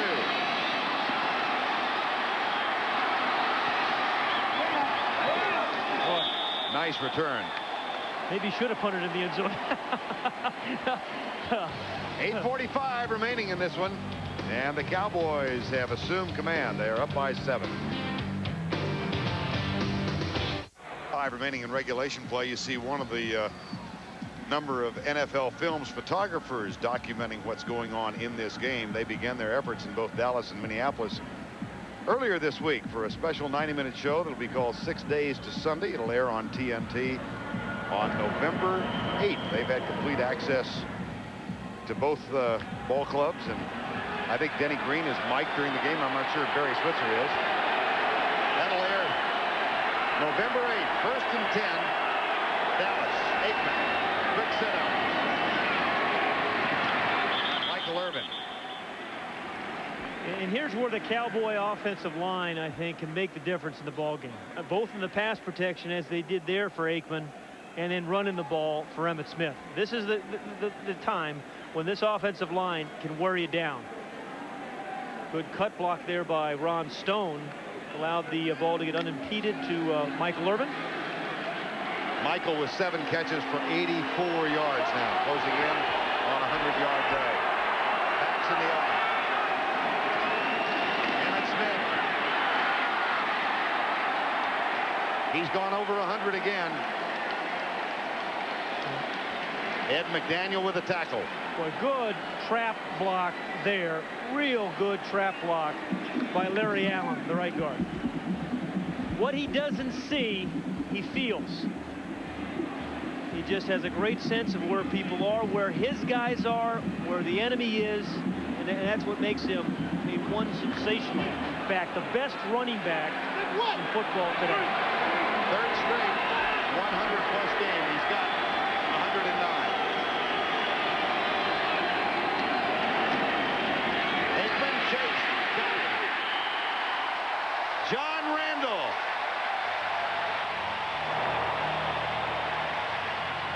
They get a big play on defense. They need a turnover. Number 93 beats Nate Newton quickly. It's a speed rush. And once he gets the speed rush going, look out. I mean, Nate Newton had a pretty good day so far against John Randall, but that time John Randall just blew right by him. That's a loss of 8. It's 2nd down and 18. It's the 2nd sack of the season for Troy Aikman. 2nd tonight. Irvin and Fleming are in. On 2nd and 18. Football! Viking football. We said at the very beginning of this show, the Vikings needed 2 or 3 defensive turnovers to win it. Tony Dungy teams create turnovers. Now that ball was just a mishandled snap, but nonetheless, the Vikings come up with their 2nd turnover again. I don't think Aikman never touched that ball. It went right through his hands. Ray Donaldson hiked it right through Troy Aikman's hands. See that? Never hit him. Yeah, that was a strange snap. Very strange. And Del Rio comes up with it. That's the 2nd turnover for the Minnesota Viking defense. They trail by 7. They have the ball at the Cowboy 48.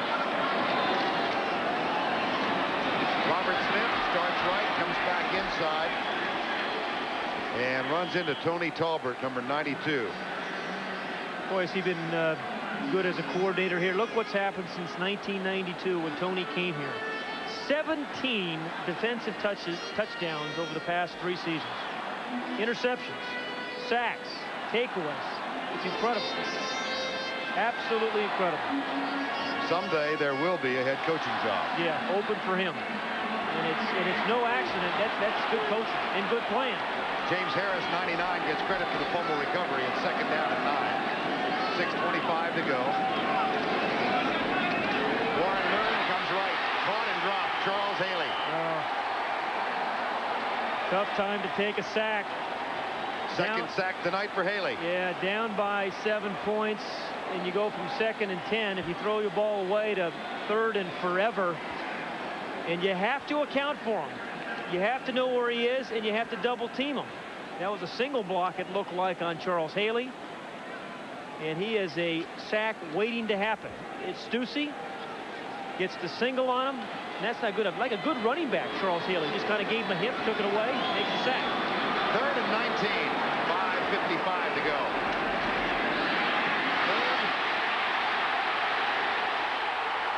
That was just furious pressure from Leon Lett and friends.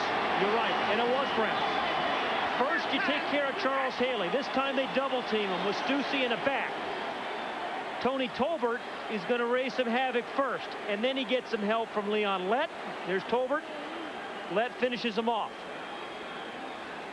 But it started because of the concern with Haley, one-on-one on Tolbert, one-on-one on Lett. The result, a sack. And nothing out of the turnover created on the missed snap. Here's Saxon. That's another returnable punt. Kevin Williams at the 21. He's knocked out of bounds at the 25-yard line by Robert Griffith, number 24. Well, they were looking for a block on the back. I thought it was maybe Anthony Fieldings, number 54 for Dallas. Right there. Yeah, that is a block in the back. It should have been a penalty against Fieldings. Time has been called. 5:35 remaining in regulation play. The Minnesota Vikings and Warren Moon find themselves trailing by a touch, and they've not had much offensive success last 7 times they've had the ball. A lot of Mike Saxon. A lot of punts. And a missed Quadra Faye's field goal that ended his streak of 31 in a row. Here's Emmitt Smith. Moves it out from the 25-yard line to the 28-yard line. That's his 17th carry. The rushing leader. He was talking with us yesterday. We had an engaging conversation with Emmitt because we laid down ground rules. No Deion Sanders, no discussion of the hamstring, and no mention of November 12th when they play the 49ers. Exactly he said, right. Folks, I got an hour. He's coming. He is coming. 2nd down and 6. 5 minutes to go.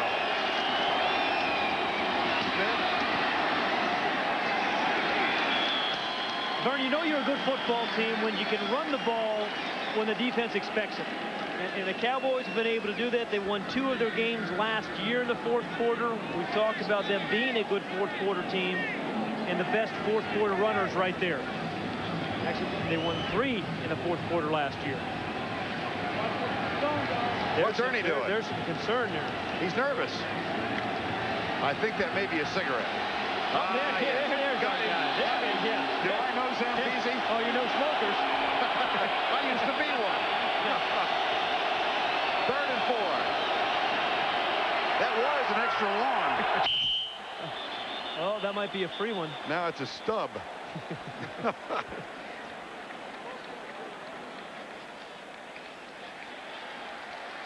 Yeah, they're going to get Larry Allen, I think. False start prior to the snap by the offense, number 73. 5-yard penalty. It remains 3rd down. Yeah, you're going to see. What happens, you want to point first in this thing. When this happens, you got to start point first. Barker got the first point in, and the hangdog look there of Larry Allen. When you got that hangdog look, you know you're guilty, you know? Larry Allen from Sonoma State developed the hangdog look out there. 3rd and 9. 4:10 to go in regulation. Aikman into the flat for Emmitt Smith. Dwayne Washington. It'll be 4th down. The Vikings will get it back.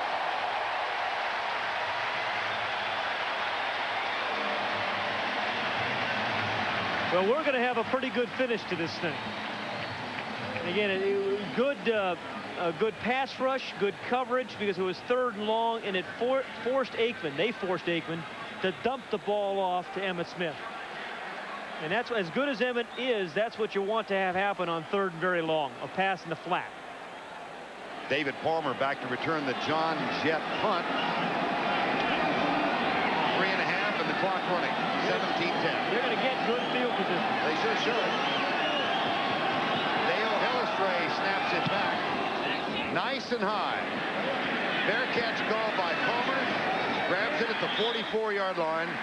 So the Minnesota Vikings have 3 minutes and 14 seconds left, and they find themselves 56 yards away from tying this one up or going in front. Well, we called it a measuring stick game for the Vikings, and you have an experienced quarterback in Warren Moon who's done this before. And if you don't think Warren Moon is a good player, look at the collapse of the Oilers last year after he left. I mean, it kind of proves how long he carried that team. But right now, 2nd year with a new team, 3:14 left. He's got to get the ball in the end zone. He's got to stick it in the end zone. 46. From the 44, 1st and 10. Amp Lee is in the backfield. He is the pass receiving specialist.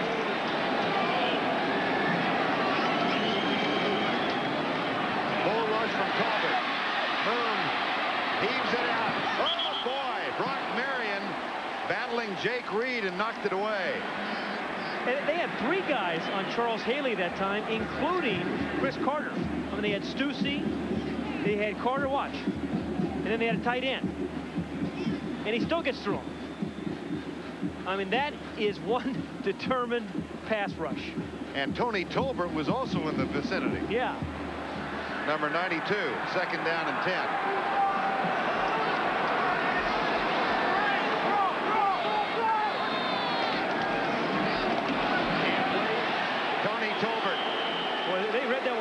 The defensive guys calling draw. Russell Maryland. Yeah, the 4th quarter player, Russell Maryland. Coming up next, the Steel postgame report. We'll have scores and highlights from all the 3rd week action around the National Football League. Vince Cellini and Mark May have the stories covered, and Ernie Johnson is with us.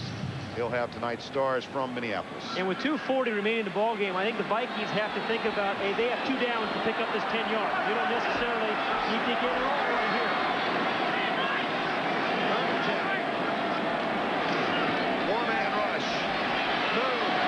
Reed. Almost broke it open. 1st down at the 34. Boy, has he had a good game. His 6th catch of the afternoon or evening for Reed. 87 yards. He's caught a touchdown, and that was a perfect read and throw by Moon. It's R-E-A-D, not R-E-E-D. I caught you. Yeah. That's good offense. O-F-F-E-N-S-E. Time has been called. T-I-M-E. In this one, Warren Moon and the Vikings have a 1st down and 10 at the 34 of Dallas. They used a timeout earlier, so they have 2 remaining. The Cowboys back home against Arizona next week. The Vikings' tough road continues. They go on to Pittsburgh. They're hoping to go in with a victory, and they need a touchdown. Now the guy's looking for himself on television, and he doesn't realize he's already been on. David Palmer is in at wide receiver, wide to the right side. This is Chris Carter in motion. Again, a 4-man rush. They go deep left side. They catch Larry Brown. It's interference. No flags? No. Wow. Whoa. Unless Larry Brown had his head turned, it looked like interference, but he has his head turned, and he called incidental contact. Watch Larry Brown. This was a good matchup. Sent a guy in motion. No, that's not. That's good defense. Yeah, sure is. And Jake Reed had a little claw action there. Yeah, he got his head turned. Yeah, right there. There's the claw. pulling the Drew Pearson on him, wasn't he? They're paying him back after 20 years. It's Nate Wright and Drew Pearson. 1975. Bring on the leisure suits. I still have mine. I noticed. 2nd and 10. Left side. Caught at the 33. It'll be 3rd down. Dixon Edwards with the tackle. Okay, again, Vern, in that 3rd down situation where, you know, you'd like to get the 1st down, but you don't have to. You don't have to. 3rd about 6. But after, if and when they get an next 1st down, I think they want to take a couple of shots at the end zone because it gets very, very difficult to score on the Cowboys inside the 25. 86 seconds to go.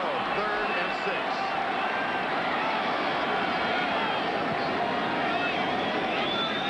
Moon. What a pass! What a dandy pass! Moon to Reed. That's beautiful. Dandy, beautiful, whatever you want to call it. That was absolutely spectacular. Clutch play. Battling the Cowboys. Knowing that Haley's coming in on you. You know Haley's going to get single blocked. And he finds the big old 6'3" Jake Reed. A perfectly thrown ball in between 2 defenders working on Larry Brown as they have this 2nd half. Clock still running. 40 seconds to go. 1st and goal from the 10. Oh, how about that? Now will they use the timeout? Yes. Yep. Well, I don't like to see that play. You know, I just don't think they're going to run it in from there, Vern. And now they have 3 downs left. I would have much rather seen them use the timeout then early before that play and then take 4 throws in the end zone if necessary. Because their key players are Jake Reed and Chris Carter. It's not that run from that far out. Yeah, they tried a little deception with the draw play on 1st and 10. Brian Billick, Chris Carter. See, Carter just said to Billick, I can run a fade. The fade route is when you get bump and run and just kind of run by him, you throw the jump ball. Chris Carter's made a living running the fade route. He has. He's about as good at that, or was and has been, as anybody in the league. Well, you know, he's one of those great loose ball receivers. You know, you throw it up, and he's going to have a pretty good chance of going up and getting it. Now, the Cowboys know that, too. I mean, the Cowboys and Dave Campbell, the defensive coordinator, if you're Dave Campbell, you're going to take Chris Carter away.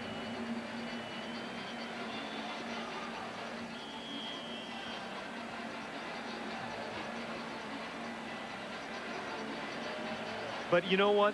Again, if you're the Dallas Cowboys, the first guy you're looking at is Chris Carter. Force someone else to beat you, although Jake Reed has done it better in the 2nd half. Reed's caught 8. Watch for Carter on the fade. He's on the right side. There's the fade. There's Chris Carter. Touchdown! Oh, man!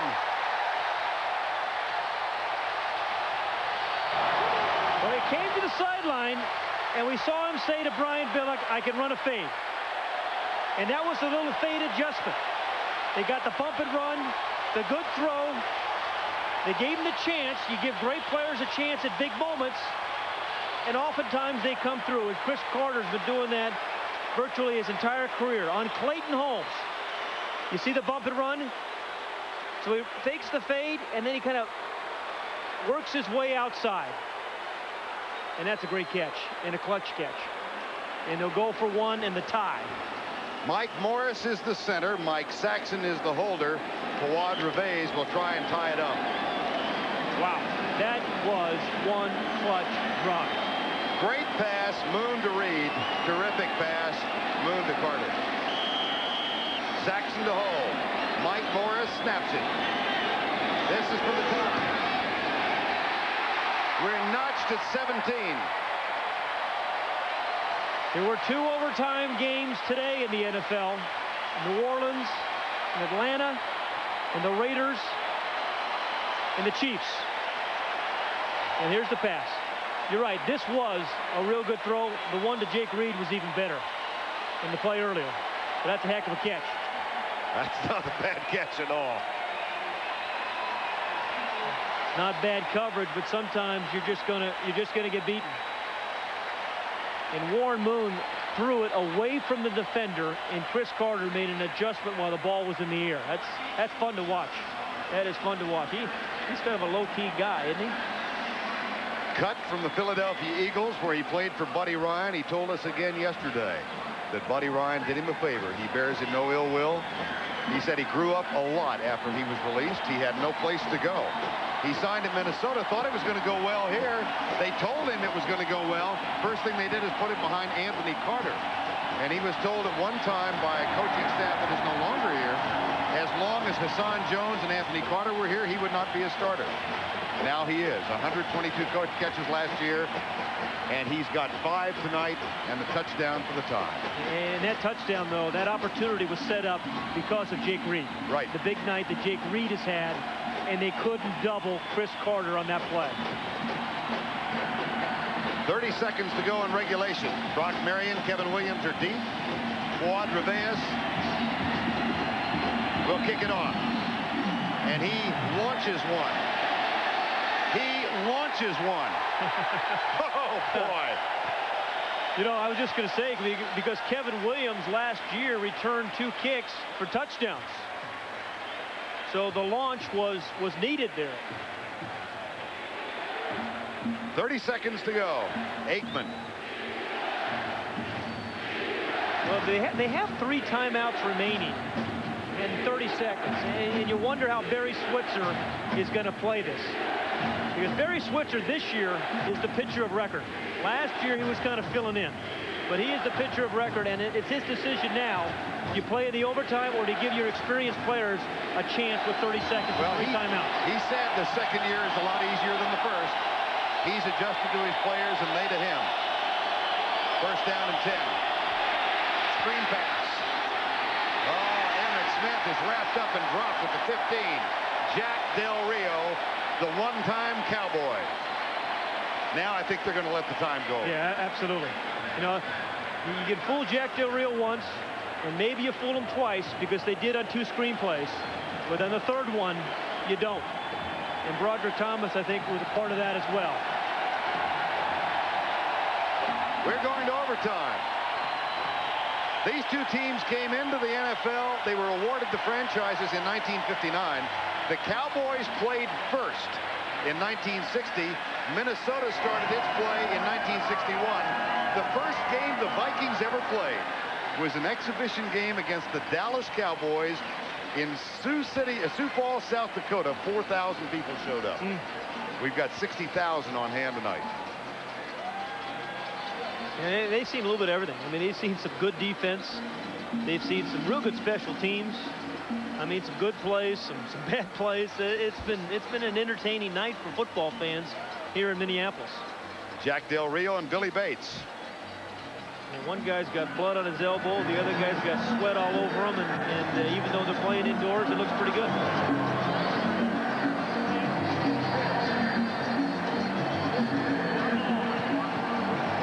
Cowboys win the toss. They will receive. We're going to commercial, and then we're coming back and going into overtime. 17 all. Under glass in downtown Minneapolis, Dallas and Minnesota 17-17. 2 timeouts per team, and the first team to score wins the ball game. This is the 3rd time these 2 teams have gone into overtime. Dallas won it 16-10 in 1977. The Vikings won it 44-38 in 1988. You know, we looked at the touchdown a couple times to Chris Carter, but here's what set it up. A throw under duress, as good a throw as you can possibly make. Catch by Jake Reed. Carter came off and said, I can run the fade. I can run the fade. He ran the fade. He scored. Tie ball game. Extra point by Revees with 30 seconds to go. Warren Moon composed. Yeah, really. Michael Irvin composed for Michael. That's right. That's the way he always is. These 2 teams, as we said, came in to the league 35 and 36 years ago. Dallas leads the overall series 11-7, and the Cowboys have only lost in Minnesota twice in all the times they played here. Now, if I'm the Vikings, I'm trying to kick the ball away from Kevin Williams. Don't let Kevin Williams beat you this early in overtime. Well, Fuad Revees got the touchback last time out. 72-yard kick. This is is a good one, but it will be returned. Williams at the 4. Out to the 26. All in all, pretty good coverage. Yep. And Troy Aikman and Emmitt Smith and the Dallas Cowboys come back on the field. Well, we talked about Aikman. He can struggle some as he has tonight. This has not been his best performance, but with one play, he can end the game. I mean, he has that kind of ability. He's that tough, and he doesn't get discouraged. Eric Williams on the bench with the pull calf muscle. Ron Stone at right tackle. The rest of the offensive line remains intact. And Aikman will throw. Deep right side, Michael Irvin. Just like that. And again, you know, the toughness of Troy Aikman. I mean, he just was under duress again and took a shot. I mean, he is part flannel suit or shirt and part tuxedo. I mean, he can be tough and he can be classy and play with finesse. And very few guys can do this. I think you've just composed a country western song. Did I? Yeah. Part flannel shirt, part tuxedo. Lyle Lovett will put it to music next week. Maybe. First and 10 at the 49.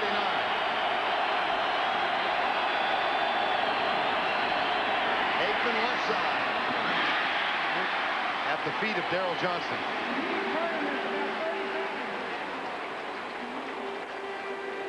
You know, for the Cowboys, they have to be concerned a little bit about their kicker, Chris Boniol.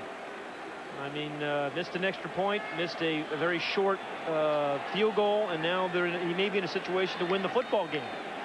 He's had one in his career a year ago against Cincinnati. John Baker is the kickoff specialist. Boniol has been suffering from a strained quadricep muscle. I don't know that affected him tonight, but that's one reason John Baker is still on the roster. Here's second down, Emmitt Smith. Gets to the 47-yard line. Ed McDaniel, number 58, with a tackle. It'll be third and a need probably of 7 by the time they spot the football. Now here's where the offensive line has to give Troy Aikman some time, where he has been under duress almost this whole game.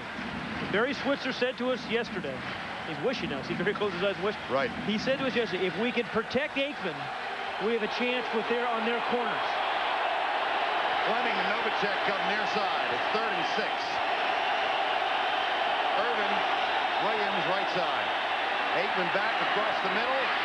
Corey Fleming to the 30-yard line. And that's a big play for the Cowboys. And Corey Fleming's a guy last week against Denver, dropped a Hail Mary pass at the end of the half, and Ernie Zampese was saying, hey, we need Corey Fleming to play better. Well, here in overtime, he did. But it started with a protection, Vern. Very good protection there for Aikman. So it's an easy throw there to Fleming. A gain of 17 yards. And now Boniol is going to start pacing the sidelines. First and 10, Dallas. 17-17 in overtime. Emmitt Smith, watch out. This could be over. It is. Touchdown, Dallas.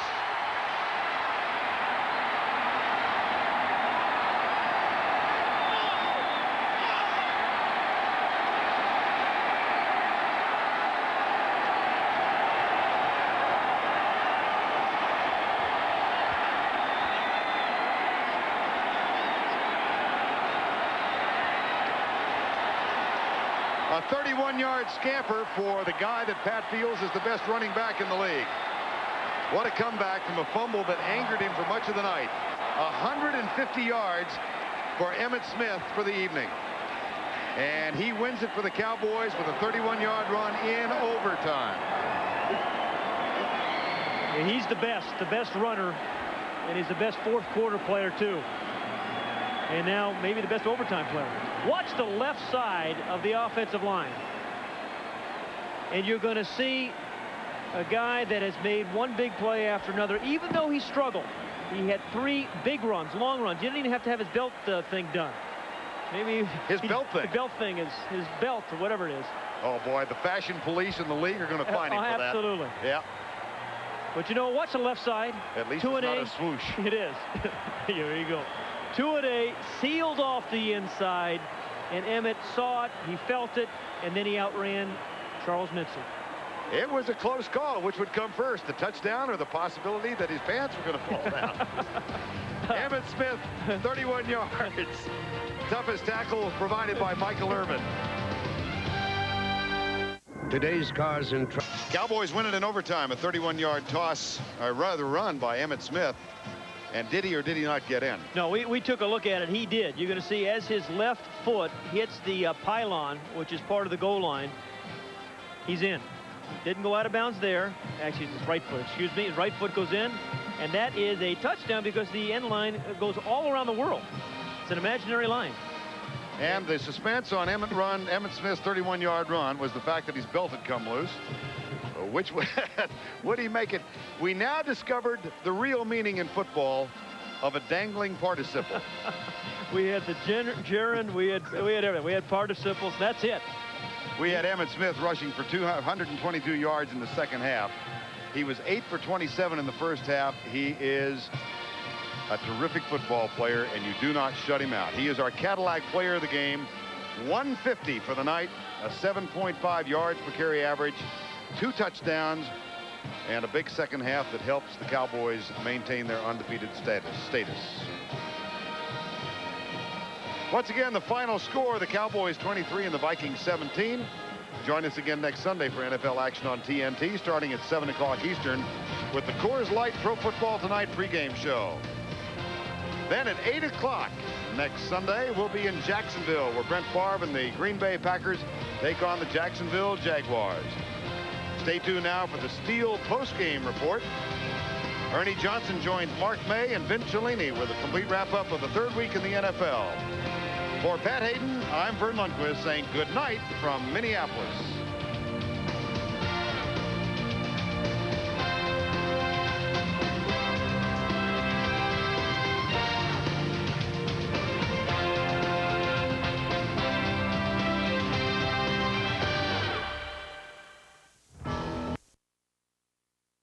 The game, and things are just falling apart in small portions, and you can't really put a finger on what's going on or what's wrong. And you know, you're struggling, and you're really not giving your best performance. You're trying hard physically, but things just not falling your way, and that's just the way it was for us tonight. Nate, will you tell me what it's like, what kind of feeling you leave a ballpark with after a win, after you've blocked for this guy? You see the fruits of your labor pretty much on a 31-yard game winner like that. Well, you feel good, but like Emmett said, you know, things is frustrating. We would drop a pass, we'll miss a block, we'll mess up assignment. So you know, it gets kind of frustrating, but when we win, we've been taught when we win, we go in and watch films on Monday, correct our mistakes, and try to win better next time. And, you know, you mentioned the fumble. Does that stick with you, or as a professional, can you say, okay, hit me the next one, Coach? Well, it sticks with me. I mean, my job is to carry the ball, not lay it down on the ground. And, you know, when you fumble the ball, and if you're fumbling a lot, you won't be in the NFL for a long period of time. And, you know, my goal is to keep the ball in my hands and give my offense an opportunity to win the game. And, you know, I kind of let them down on that particular play, but, you know, we was able to bounce back and, like I said, put the ball in the end zone and score enough points where we could win the game. Nate, did this game tell you anything about the Cowboys that you didn't already know? No, it just tells us that we got to become even more prepared. You get more prepared during the week because everybody's going to be pumped for us. We didn't win the Super Bowl, where everybody's still pumped. Hey, you got some buddy ball next week, huh? Well, yeah. Yeah. Restrain your enthusiasm. Don't get any easier, All right. as you can tell. Emmett Smith, thank you very much. Nice ball game. Thanks for joining us. Nate, thanks a lot. Yeah, they got some Cowboy fans up here at the Metrodome. The Vikings fall to the Cowboys in OT 23-17. Let us go back to Atlanta, Vince.